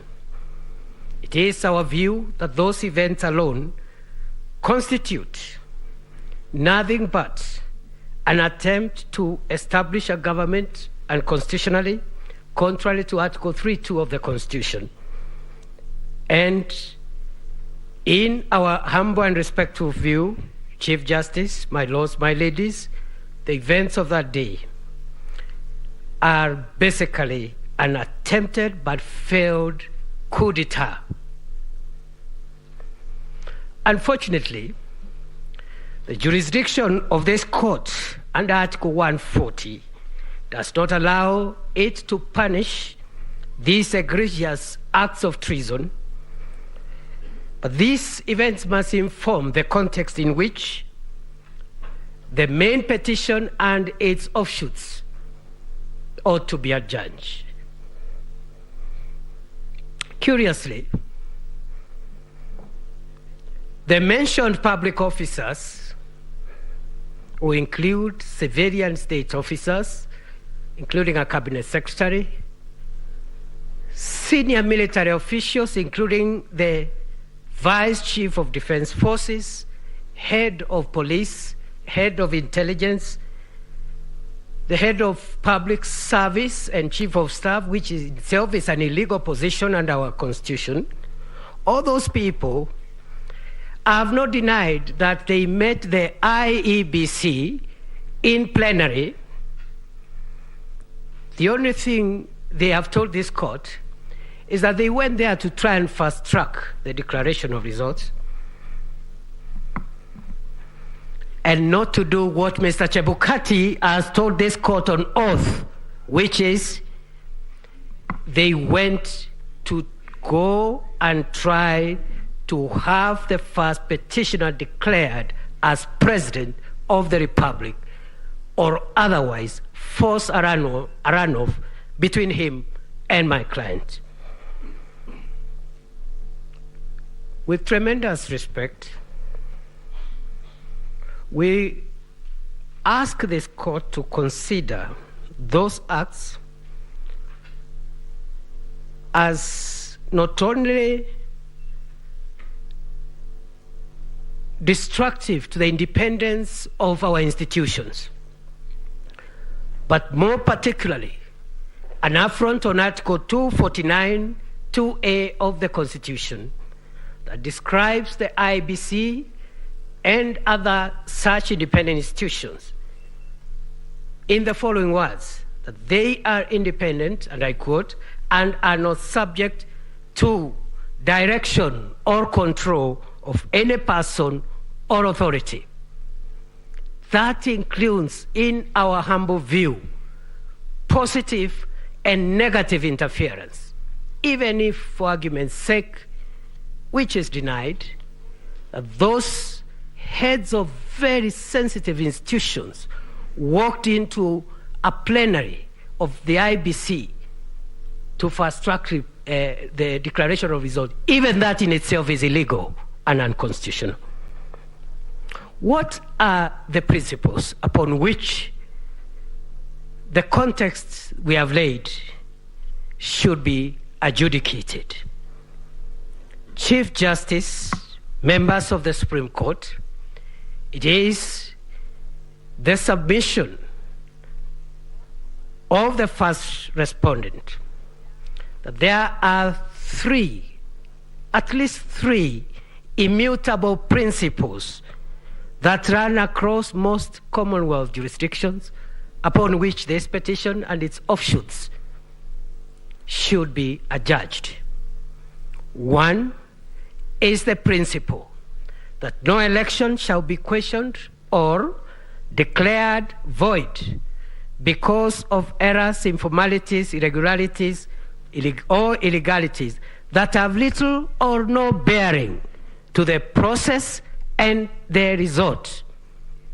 This principle, Chief Justice, judges of the Supreme Court, this principle has endured for more than 150 years and was first initiated in the United Kingdom Ballot Act of 1872, Section 13. 2, that the burden of proof in election petitions lies on the person who seeks judicial invalidation of the election,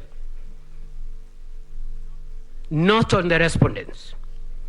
This principle has been cited in one of the authorities we have relied in and already highlighted by learned senior counsel Fred Ngatia, the case of John Mahama versus the Electoral Commission of the Republic of Ghana, 2021. Principle number 3, and this is specific to Kenya and the minor Kiai decision. The polling station is the true locus for the free exercise of the voters' will,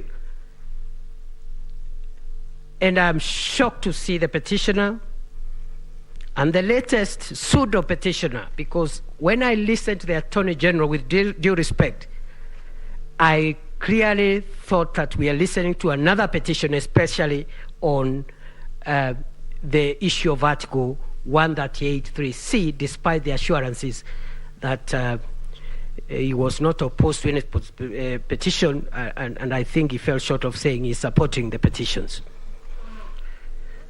What are the specific principles in the interest of time? The first one, the 3 are the general principles. What are the specific principles? 1, and what I intend to demonstrate with these specific principles and the general principles is that the answer to the question on the issue number 5 is in the affirmative. That yes, the IEBC carried out verification, tallying, declaration of results in compliance with 138.3c and 138.10. These are the reasons. Number 1, the verification and tallying happened and was done by the chairperson, commissioners of IEBC and the staff at the National Tallying Center in the presence of the candidates of the agents of the presidential candidates. And this is in the affidavit of William Ruto, paragraphs in support or in opposition of the petition, paragraphs 18 to 20, and the affidavits of Veronica Nduati, paragraphs 7 to 14. Number 2, the IEBC complied because an interpretation to the effect that Article 138(3)(c) refers to the 7 commissioners, or a majority of them, is inaccurate and pedantic for this reason, that the Constitution and the Elections Act attributes to the Commission certain acts that are eventually done not by commissioners, but by both the permanent and temporary staff of the IEBC at the polling station, at the constituency the constituency tallying center and county tallying center, and I dare say even at the national tallying center. And that explains why, for example, the Constitution in Article 86(5) and 86(b) and 86(c) talks about the commission, but the work eventually is done by returning officers, and in the first instance by the presiding officers. C, B, and C of Article 86 of the Constitution, which is not speaking about the National Assembly election or any other election, but the presidential election.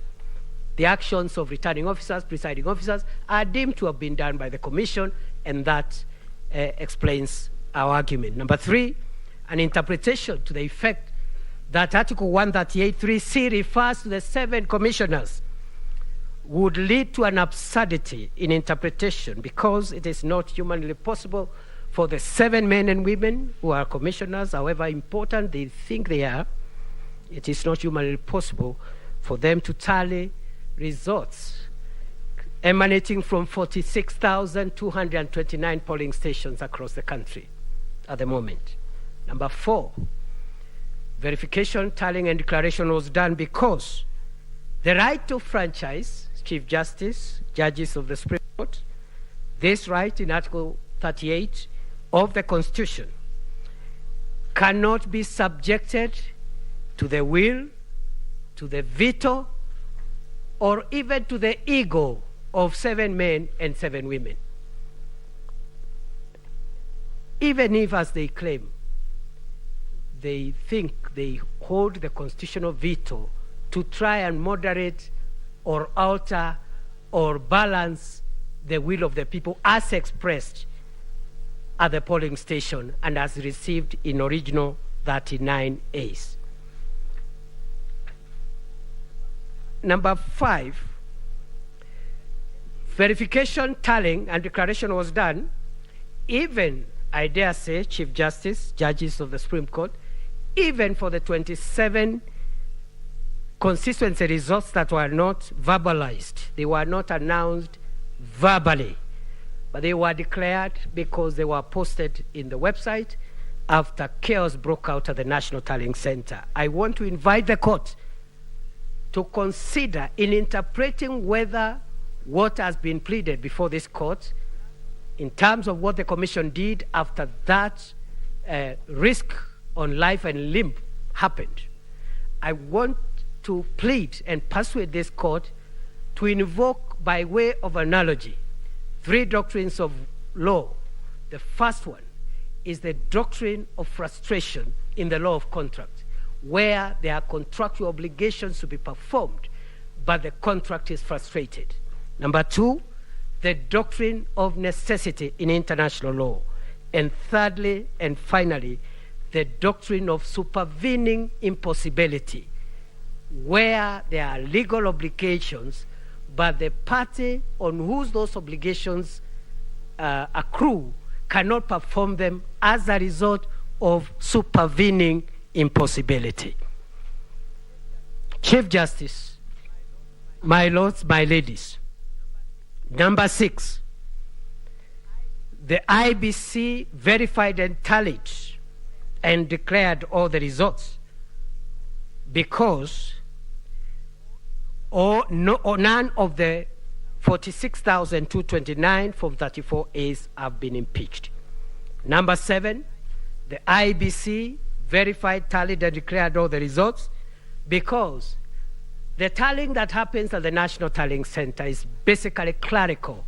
And I think the commissioner should know none of them, including the chairman, has any role whatsoever that is significant other than just recording the clerical and arithmetical issues. And this is so, and this explains why, even when there are discrepancies between what was transmitted through electronic means and what comes as a physical form, the best that the chairperson, as the returning officer, can do is to note the errors in the error form, and only this court can actually interrogate and decide on the fate of those discrepancies.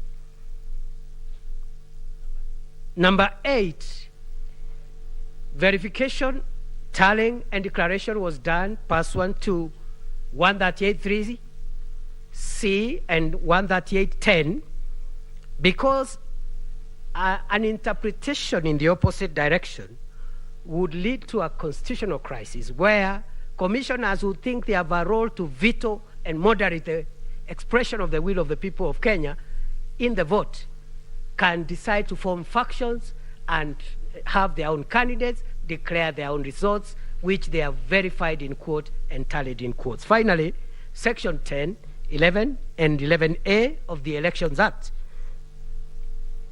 envisage the commission to include the secretariats and staff, and therefore verification was done according to the affidavit of William Ruto, the affidavit of Veronica Duarte. The tallying was done in the presence of agents at the National Tallying Center. With tremendous respect, I would like to conclude by submitting that this court should find that a petitioner whose agents and supporters are engaged in a kind of behavior that is now of public notoriety, and I invite the court, over and above what is pleaded, to take judicial notice of of the events of that day. A petitioner whose supporters, sympathizers, and agents engaged in those kind of things should not be anywhere near the hallowed ground of a Supreme Court of the Republic of Kenya, trying to seek relief, among them a relief under Section 80A, that they be declared winners of an election that they didn't win. We submit that the mob that swelled our image, the image of our nation, including the conductors of the orchestra, are now before this court shouting loudest that we must release Barabbas. This court should stop Barabbas and his mob from benefiting from their own malfeasance. We pray that all the petitions, including the submissions by the Attorney General, particularly on this issue of Article 138, those petitions be struck out with costs. I respectfully and humbly submit. And now, with the permission of the Chief Justice and the court, I yield the microphone to Senior Counsel Kirago Kimani to address the court and submit on issue number 7 and number 8. I thank you.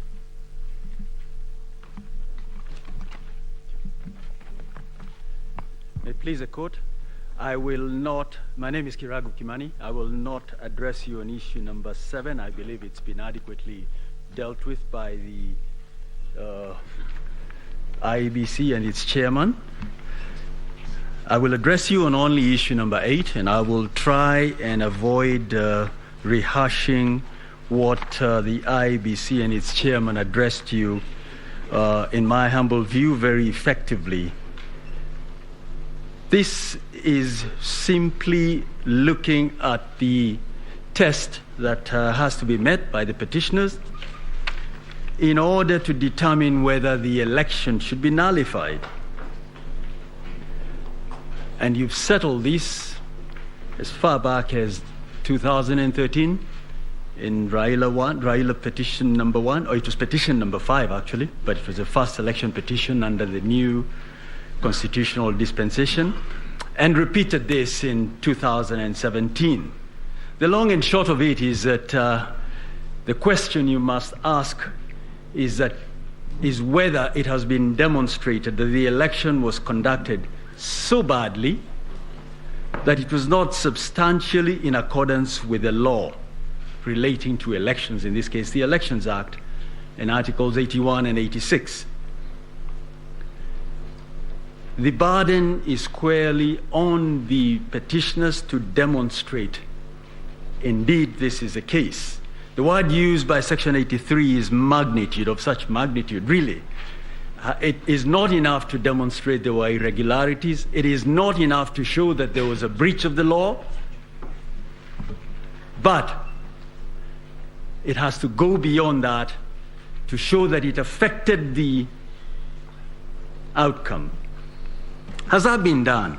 I'm not going to take you through the multiple allegations of irregularities and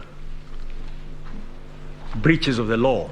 But I've tried to look at these petitions, the 7 surviving ones, and I think there are approximately 46 allegations of breaches of the law and irregularities.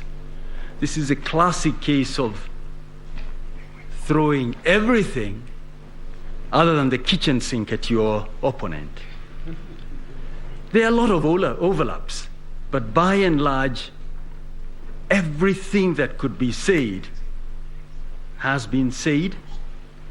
And I'll come back to this. The kitchen sink did show up a little later. But I don't want to walk you through all of these allegations. Let's just look at a few of these.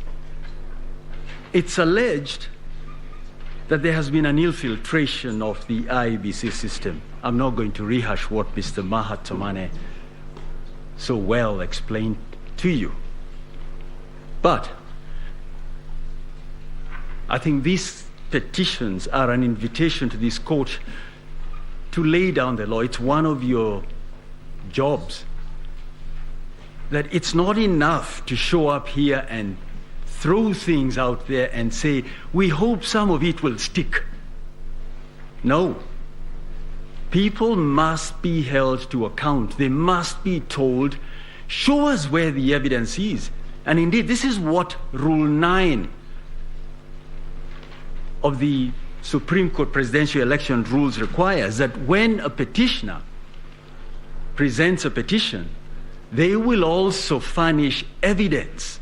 Has that been done? In my humble submission, no. This evidence of infiltration, in the first instance, was put in various affidavits. John Mark Githongo, you've been told about how he recanted this. There were allegations in various other affidavits. And what happened then? There was a robust response from the referee, the Iebc, and the first respondent. And then what do we have? We have a second burst of alleged evidence in the nature of an affidavit by George Njoroge. And we are not even, we did want to start playing games by saying this evidence should have come at the start, as the rules require. So this case keeps being panel beaten as we move along. And it's not just petition number 5 where this happens. It has happened in another petition where you were addressed about 291 constituencies and not 290. I believe there was a question from a judge directed at this, because there's a short answer to that, but the question was not directed at me. But that wasn't even pleaded. So what we have is a situation where you keep being told new things as we move along. There's another allegation that the Iebc was so dysfunctional that you couldn't possibly have an election that complies with the dictates of Article 86. And we are told that this started even before Now the question is, why wasn't a challenge made to the mandate or to this institution before the elections? An Article 140 petition is very narrow. It concerns the results and nothing more. This petition has been turned, or these petitions, by many of the petitions, has been converted into an attack on the second, on the chairman or the chairperson of the Iebc. It's not the function of the court to look at the conduct of the chairperson with a view to taking action.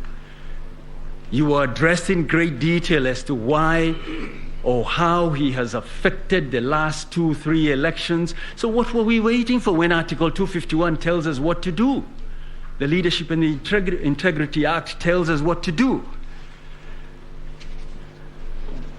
Let me very quickly, without going into any more of these 46 alleged irregularities and breaches of the law, just try and illustrate just how bad these petitions are, or how lacking in substance they are. And I will, Mr. Mahat Somane has spoken to this, but I want to illustrate by showing you just a little bit about what was contained in the affidavit of Arnold Odinga, Ochieng Odinga. And if I could just, if it could be put up, I want us to look at what has been presented before this court.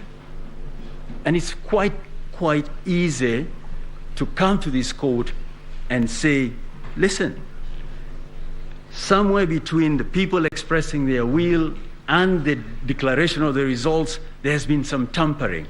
Let's look at what they say.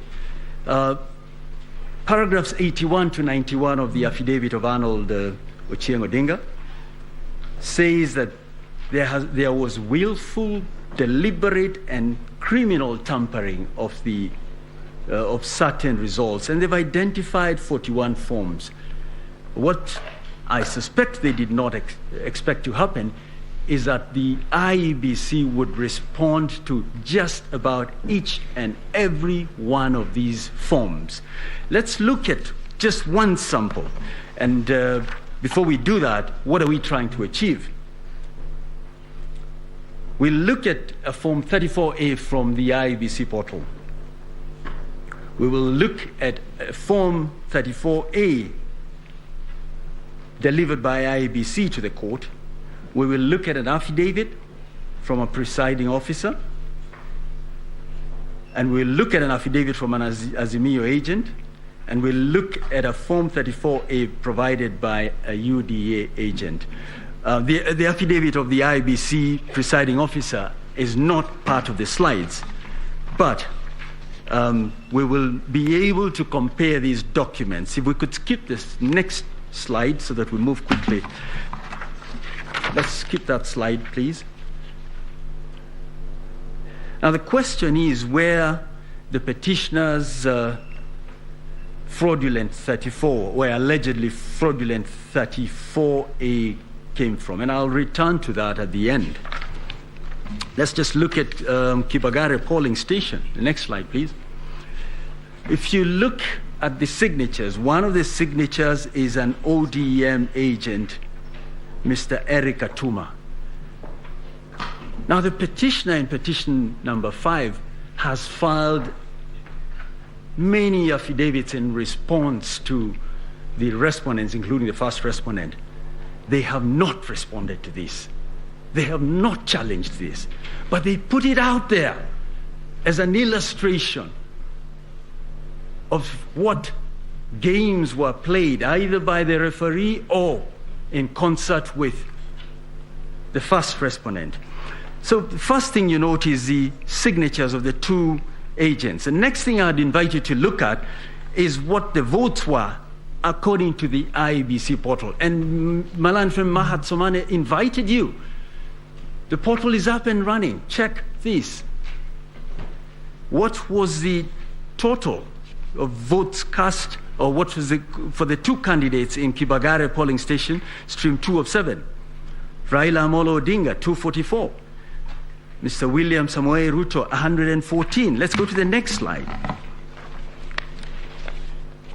If you look at the affidavit of the presiding officer, he's produced a similar form 34A. It says it gives the same outcome. The next slide. The UDA agent, same 244 and 114.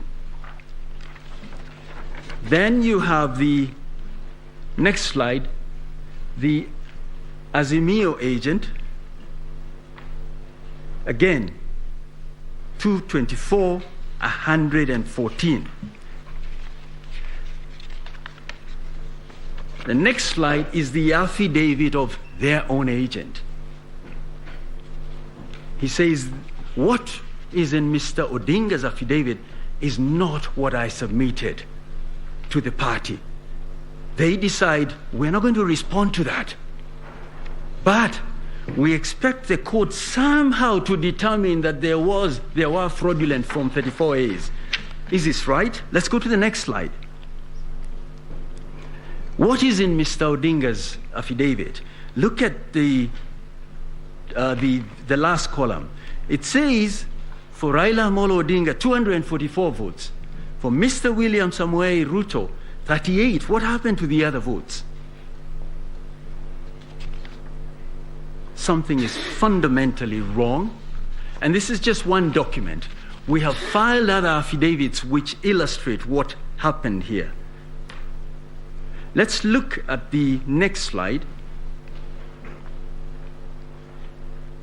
The law requires the Iebc to deliver certain forms. I'd invite the court to look at the form for this particular location, this particular polling station, and see whether what has been set out in Mr. Odinga's affidavit is correct. Let's go to the last slide. What then are we telling you? The numbers between the Iebc portal, the Iebc presiding officer, the UDA agent, the Azimio agent, and the Form 34A from Bomas are all aligned. Question we must ask is, where did the form that is presented by Mr. Odinga come from? Arnold Odinga, so that we do not mix up names. I think this must be what the late Issa Juma of Super Wanyika had in mind when he penned the words, sisi twajua anafanya biashara, lakini biashara anajua mwenyewe. Only Mr. Odinga can tell us where this came from.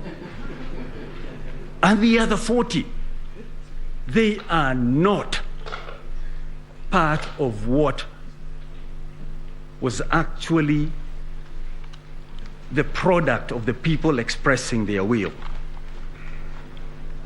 So,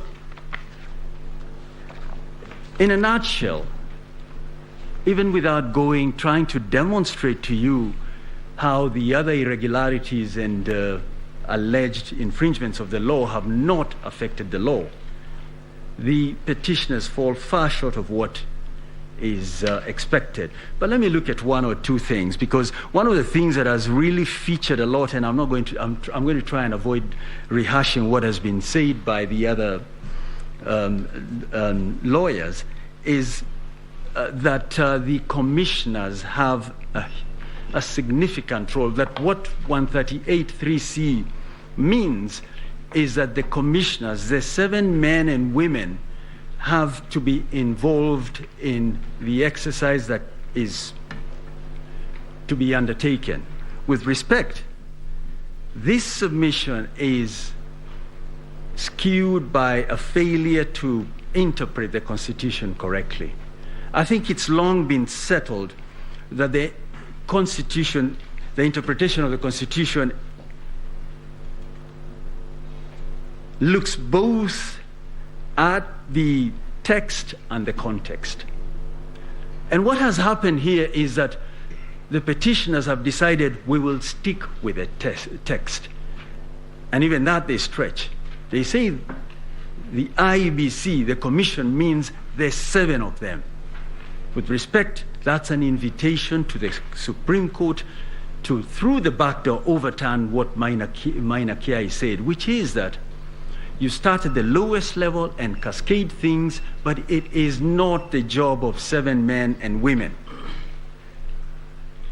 Let's look at the 7 commissioners a little more, and in particular the 4 who it is said should lead to the conclusion that the election was not conducted in accordance with the Constitution. They were on board with every other commissioner. They spoke with one voice until about 3 p.m. on the 15th of August. Then they had their Damascus moment and made it to Serena. They changed their position.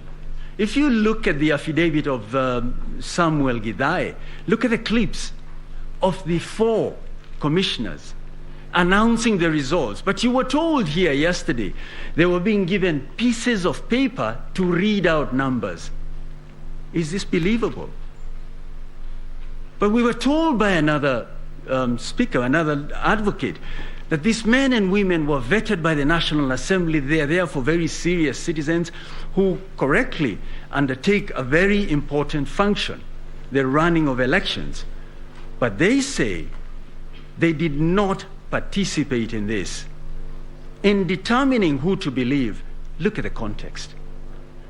Look at the whole series of events from when the nomination took place, when the ballot papers were printed, including the supervision that they undertook, and determine whether these 4 commissioners are to be believed.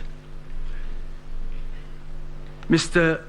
Njenga, for I think the 7th respondent, argues they are here not to support either side, but to discharge their duty under the Constitution. But they did file a response.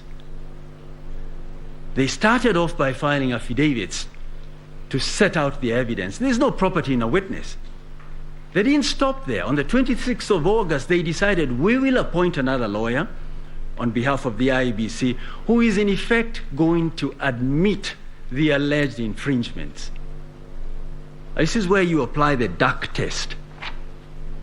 If it looks like a duck, if it swims like a duck, if it quacks like a duck, it must be a duck. They are saying we are here to show you we are independent. Are they? With respect, their conduct demonstrates otherwise. In a word, it is my humble submission that the petitioners have not demonstrated there were any irregularities or illegalities. Forget the magnitude. They really haven't demonstrated any. I'd urge you to dismiss these petitions. Ordinarily in these sort of cases, and I'm not telling you what to do one way or the other, because of the nature of the matters, the parties are asked to bear their own costs. But again, what happens in 5 years if people can come in 8 petitions, 1 was struck out, and say whatever they wish to say without offering evidence? I think there was some advocate who said yesterday, we're going to have 200 petitions in 5 years. Why? Because nothing, there are no consequences. We can all come here and be on television, there are no consequences. So what are we asking of you? We are asking you to give us back our country. Determine that there were no infringements, that we had a proper election. We have been in election mode for so long. The only thing that creates wealth is actually working. And this is not work. With respect, the tens of thousands, men and women who preside over elections are teachers and farmers and artisans and you name it. We're being asked to make them come back to work in a few months, or in 60 days to be precise. There is no justification for that. The order that should commend itself to you is to dismiss these petitions because they fall far short of what is required. Those are my submissions.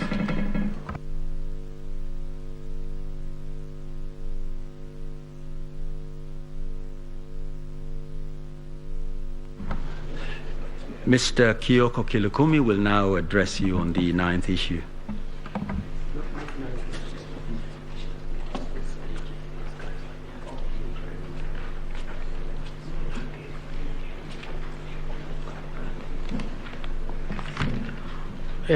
Your Ladyship, the Chief Justice, Deputy Chief Justice, Justices of the Supreme Court, my name is Kioko Kilukumi, and I appear for the first respondent.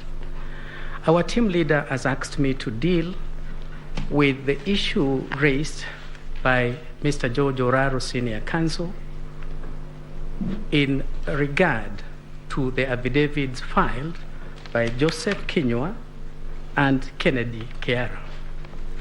This court did direct that this first respondent is at liberty to come and place the facts he has before this court, not through affidavits, but we've been given the permission to place the facts because time was running and the court directed we have that time.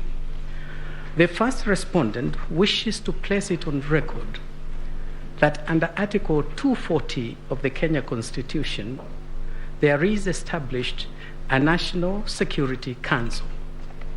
And he is, by virtue of being the substantive deputy president, is entitled to sit in that council. He says, in the last 5 years, the council has not sat and discussed anything to do with elections. He further says that matters of election are vested in an independent body, and that independent body is the Iebc. That is the body that has the constitutional mandate to deal with elections. He further says, during that period of 5 years, the Council has not asked the National Security Advisory Committee to deal with Iebc on any matter relating to elections. And he takes the position that the visit by members of the National Security Advisory Committee to Iebc at the Tallying Center was an interference with the functions of Iebc. And it was calculated, given the membership who was sent there, it was designed and calculated to intimidate the chair of the Iebc and to seek to influence the outcome of the election. We ask the court to note that these affidavits were provoked by what Mr. Chebukati said in his affidavit sworn on the 26th of August, 2022. From paragraphs 55 to paragraph 75, he has given a subheading and he calls it an attempt to subvert the will of the people. And we invite the court to consider those paragraphs and to see which party is telling you the truth. We wish to refer you specifically to paragraph 66 in that affidavit. And it is an important averment, an important deposition in that affidavit. He says, Mr. Chebukati, when he was at the National Tallying Center, members of the National Security Advisory Committee visited him. and he sat with them after 2 p.m. It is important to contextualize the time. We are talking of the 15th of August, Bomas of Kenya. There is a meeting, and this meeting is attended by all the commissioners. All the 7 commissioners are there. The fact of that meeting is not disputed, or the affidavits filed regarding that matter make critical admissions. The first admission is that indeed Joseph Kinyua telephoned Chebukati and told him, I'm sending my members to you. That's an admission. The second admission is that all the commissioners, and these are the affidavits from Mr. Joseph Kinyua and Mr. Kenneth Kiara, all the commissioners were present. It is past 2 p.m. It doesn't say how long this meeting took. The country had been put on notice.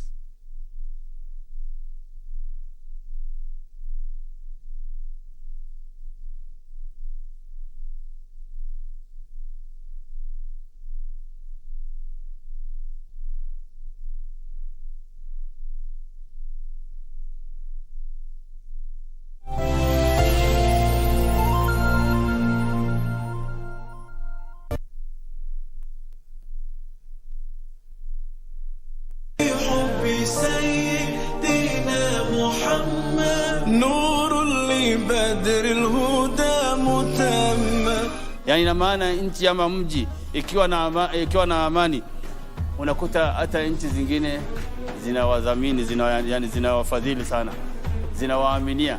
Muislamu wa kisawasawa ni yule ambaye anadumisha amani, anaepukana na maneno ambayo yanaweza kupelekea kuvurugika kwa amani, na vitendo vyake pia huwa vinahusika na kuhifadhi amani.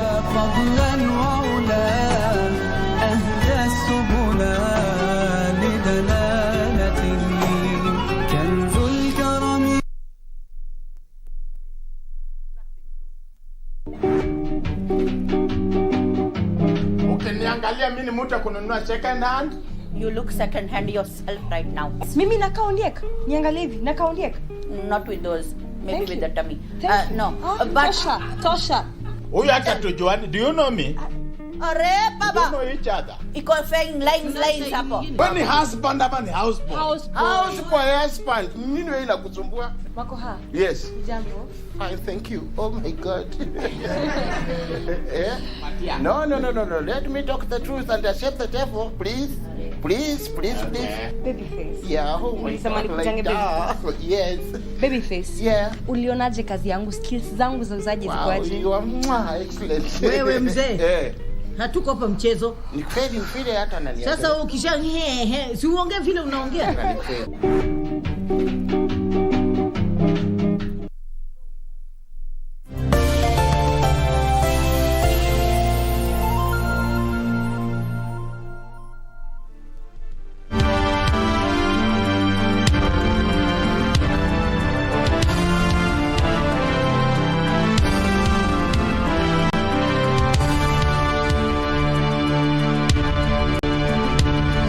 To discuss matters of security when in less than 1 hour, 2 hours, the electoral commissioners are being assaulted, and this is being broadcast live. Assaulted, a cognizable offense. Police are in Bomas of Kenya. Nobody's arrested, and the people who are doing these attacks are well known. So we ask you to consider that fact in trying to see which account is likely to be true. The commissioners at Serena Hotel opened by saying, we've conducted a very good election. It's only gone bad towards the end. You will ask yourselves, does somebody disown results which he doesn't know? Do you believe these commissioners did not know what the outcome has been? We submit they knew the result. And that is why they were disowning it. We also ask the court to consider these 4 commissioners, apart from the press they did on 15th of September, they again did it on 16th, the following day, 16th of August.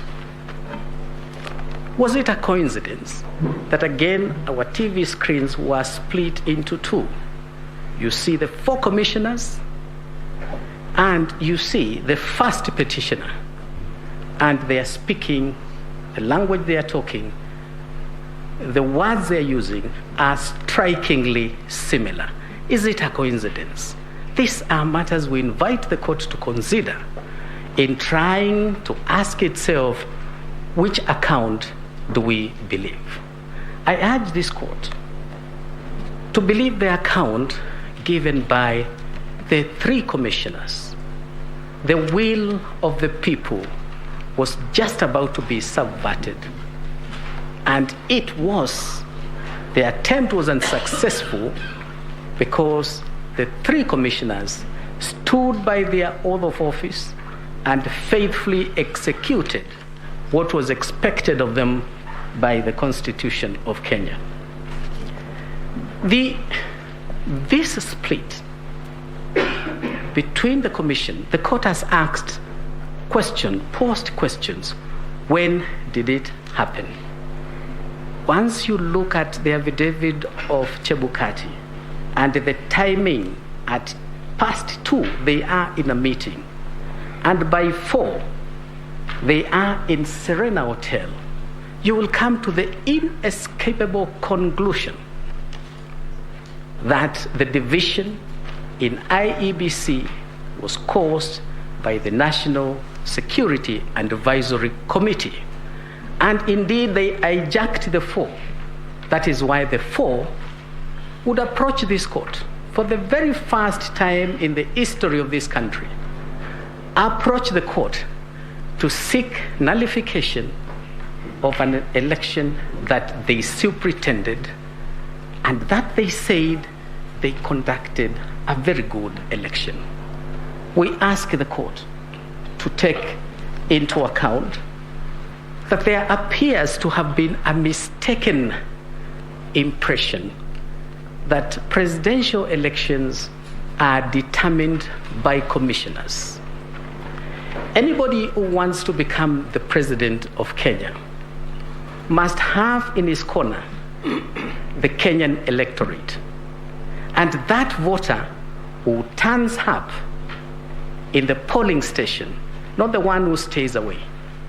And if you convince that voter who turns out and you get the majority of votes, you become the president.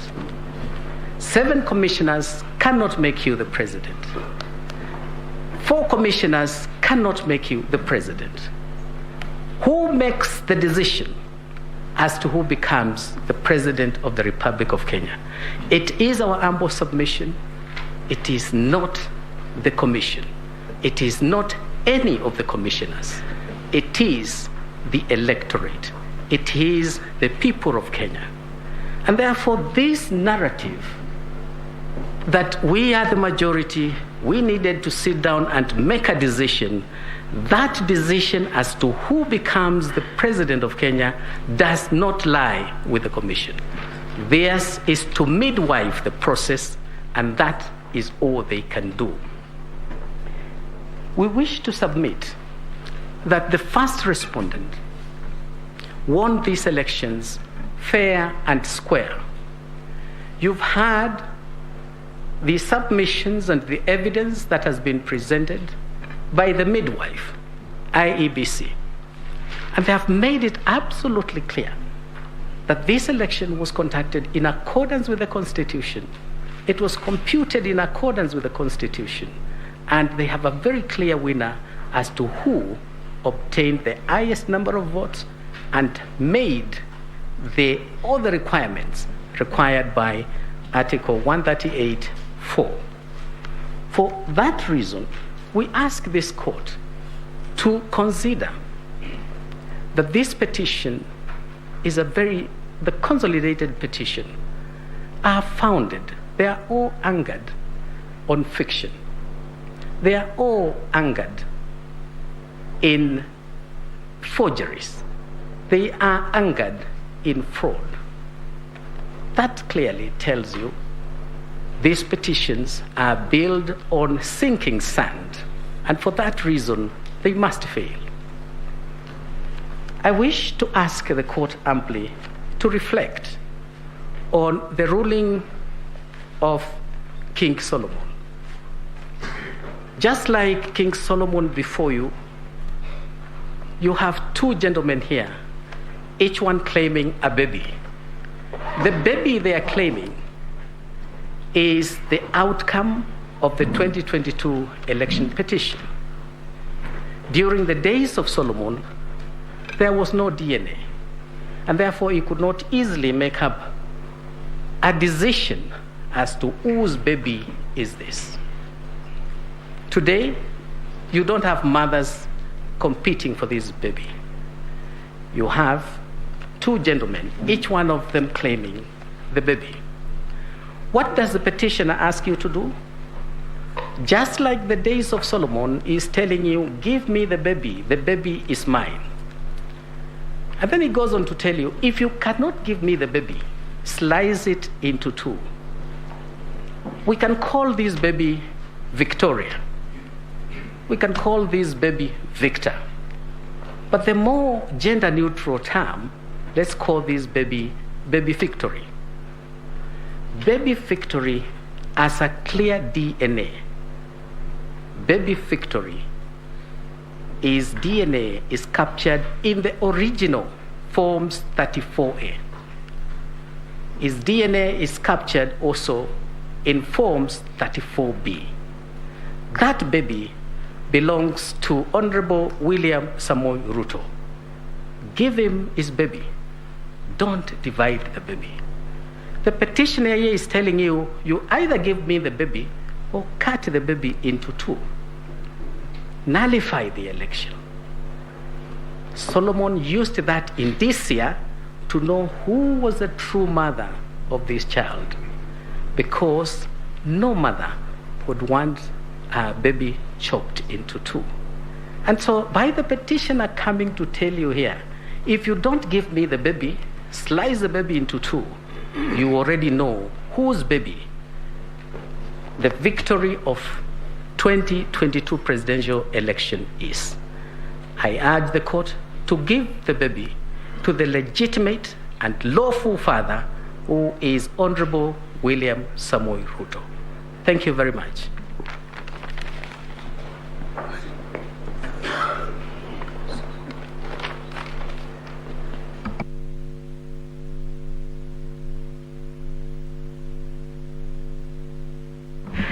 I'm sorry, Your Ladyship, the Chief Justice, Justices of the Supreme Court, I wanted to yield the floor to my senior friend, Gatia, Senior Counsel. Thank you.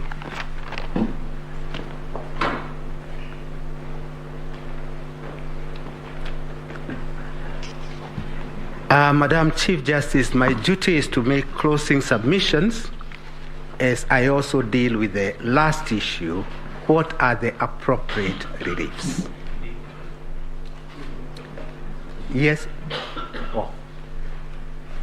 I start by apologizing. I left out two members of my team, two lawyers who have worked very hard, Rose Thiongo and Ham Langat, Mr. Ham Langat. I think in fairness, it's good I place them on record. They have done a sterling performance, and this is part of the mentorship we should do. Madam Chief Justice, let me also start by apologizing that I did not place on record the fact that we did file written submissions on 27th August this year, and we rely on those written submissions. We took lots of time to actually develop almost a treatise on the origin of Election Act. We went to 1870 in England, where we found the first codification of the Election Act, and the subsequent development and the hesitation by apex courts in not disturbing electoral victory. I would request you, in the fullness of time, please look at it. I should also, in fairness, indicate that the authority I referred to from Ghana decided last year the Mahana decision is authority number 5 in our list of authorities. And again, this, Madam Chief Justice, let me say this because I ought to acknowledge it. Judges in Ghana quoted with approval one of your judges. Writing of this apex court are now being quoted with approval in the continent of Africa. And if I could say so, this is also because of the very vibrant advocacy by my learned friends. So if we could participate in enriching the jurisprudence in Kenya and Africa, so be it. I now go to a very brief response overview. You have a petition before you by Julia, I think is now number 7, the one about special group of people, 500,000, who allegedly were denied the right to vote. And this is what we call not now fiction, but theory, pleading or drafting a petition on the basis of abstract principles. The so-called 500 people, not a single one of them have filed an affidavit to say because they were working for Iebc or were working in any hospital, they were deprived an opportunity to vote. In other words, this court must also try to establish some rules of engagement. Are we going to be holding this country at ransom as we process these petitions, which are, to say in very modest terms, very frivolous? One comes and says 500 people are denied an opportunity to vote, and then he gets away with it. Juria is a very good example of what states in America have now resolved to do. They do punish a pleader who files a pleading with the full knowledge that what is being pleaded is incorrect. I go to another area of so-called suppression of votes. This is another constant denominator, that the suppression of vote because one level of votes was not held. And the question is, where is the empirical evidence that because there is no voting for a senator, then the turnout for votes for the presidency are suppressed, and suppressed in relation to only one candidate, not both candidates.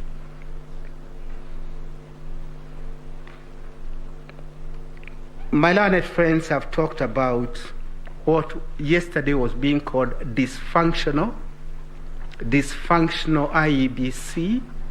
It is not dysfunctional Iebc. It was a functional Iebc until 3 p.m. on 15th. On 15th August, towards 3 p.m., some commissioners were hijacked with their free will, and they opted to walk out from their brothers and sisters. There is a point that concerns me as a regular practitioner in this court, in these electoral cycles. And this is this. For how long are we going to allow our political class to advance self-interest, and to hold this country in perpetuity of uncertainty? That is something I think, Madam CJ, you now have an opportunity under Section 3 of your Act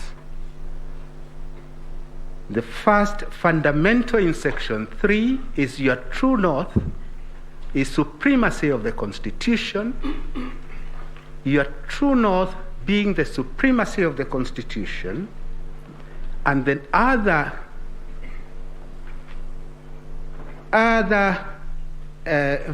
factor to consider is that this court is required to help us develop even a political path for this country. Those two becomes very important aids in how we deal with the political class. I'll come to that towards the end. But it is something of concern because unless it is captured early, I do not see great hope in the way we are proceeding. Madam CJ, first and second respondents are very ordinary Kenyans, very ordinary, humble origin, and this is a country I always have thought is a country of hope and opportunity. Hope and opportunity for each and every Kenyan. A child from humble origin ought to aspire one day to be a Chief Justice of this country. A child of very humble origin ought to aspire to be a top surgeon in this country. I say all this because, in all fairness, unless we show hope and opportunity to all, then we'll be missing an important aspect of our growth. There were questions that were posed to my learned friends. Since I won't have another opportunity, allow me just a few minutes to deal with a few of them.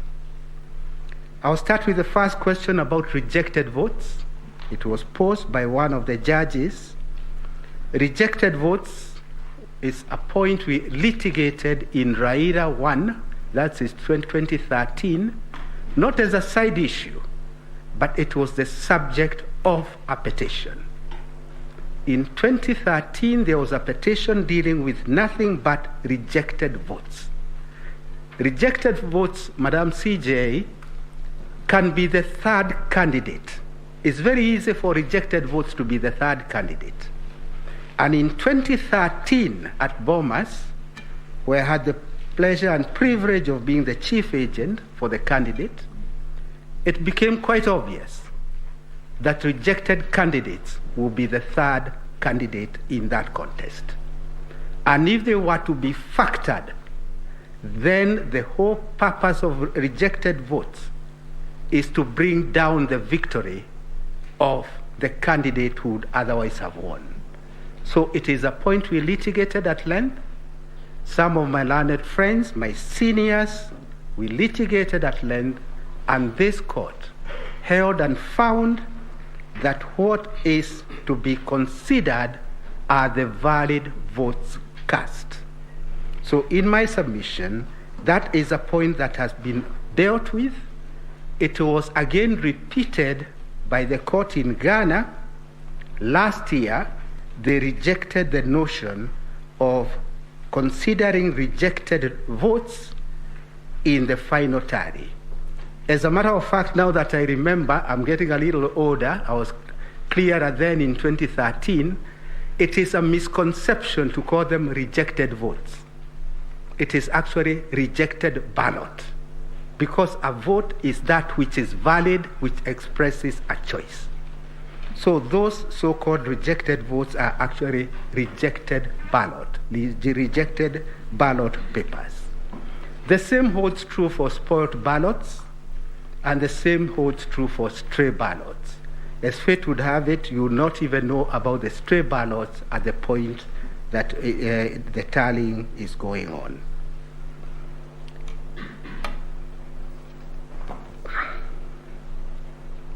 I associate myself with the submissions made by my learned friends, Iebc. They are the ones who conducted the election.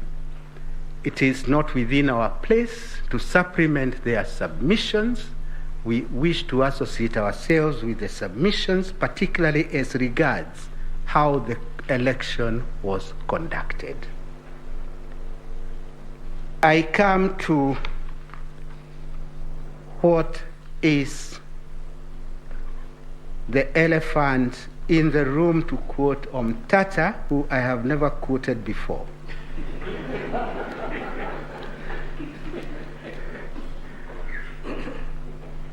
What is the way forward? On the one hand, you are being requested by many of my learned friends, actually all of them in unison. It's the first time I have seen so many lawyers making the same request: nullification of the election. Almost reminds me of the trial of Christ. Crucify him, nullify the election. After nullification of the election, no solution is provided. But all they request is nullify the election. As you consider the rival position, I will request you to consider the following. In the event you nullify the election, you will effectively be rejecting the substantive truth that the majority of voters in this country express their free choice.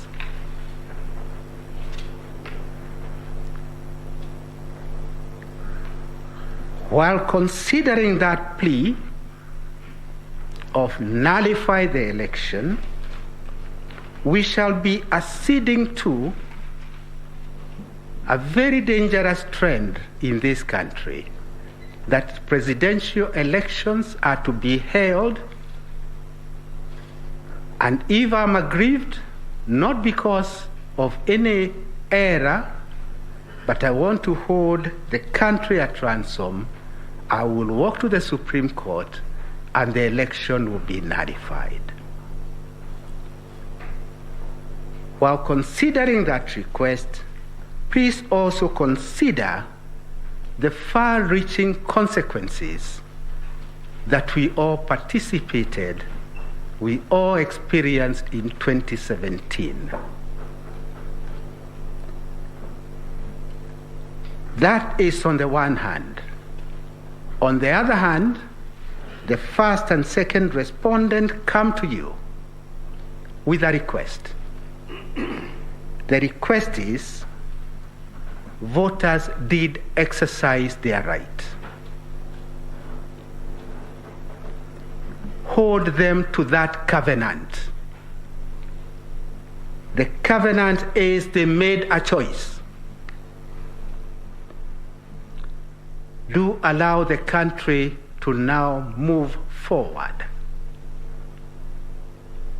We cannot and cannot afford election mode in perpetuity.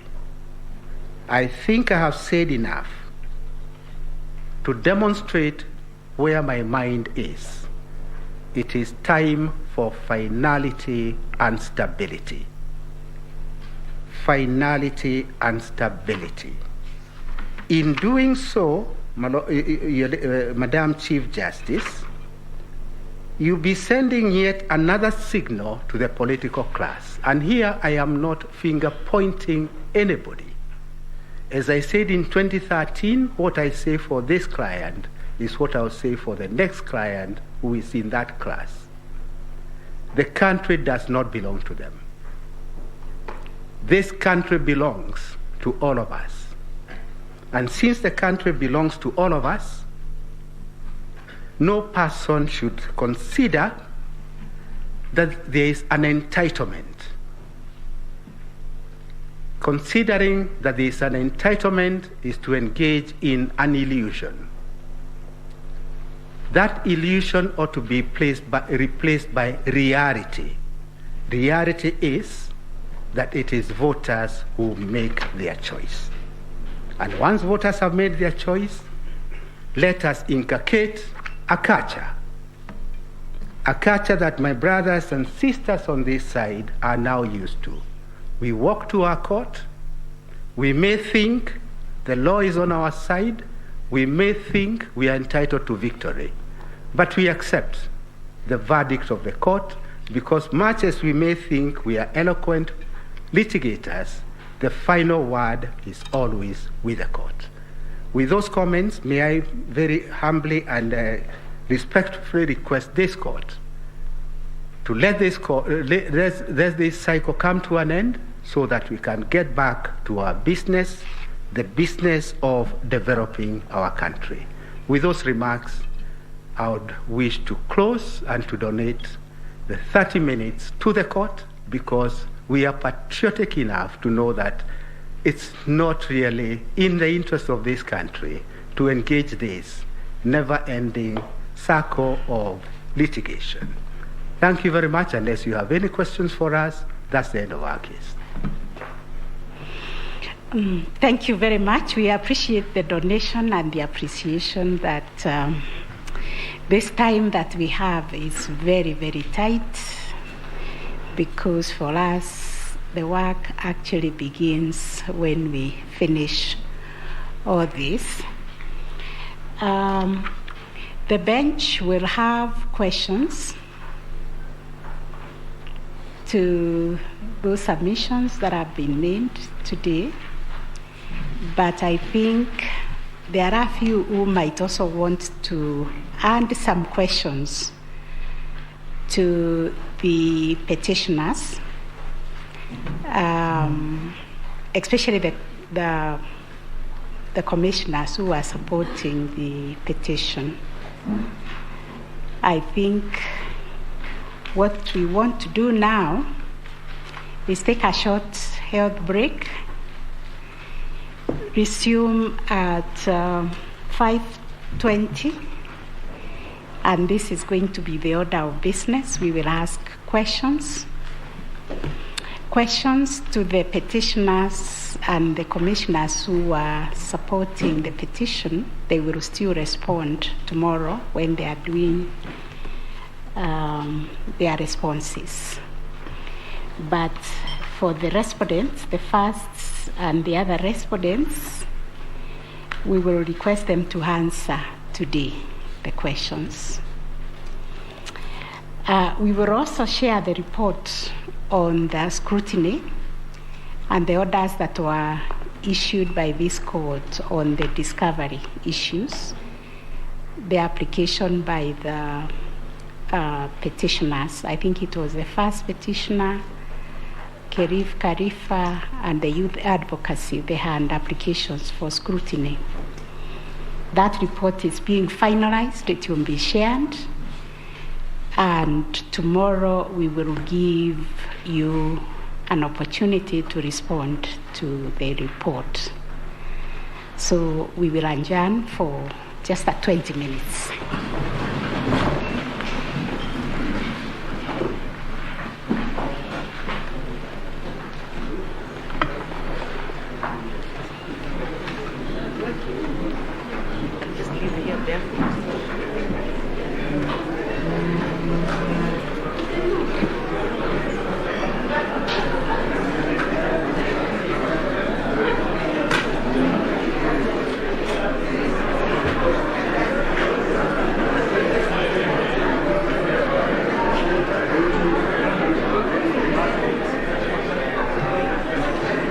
Thank you.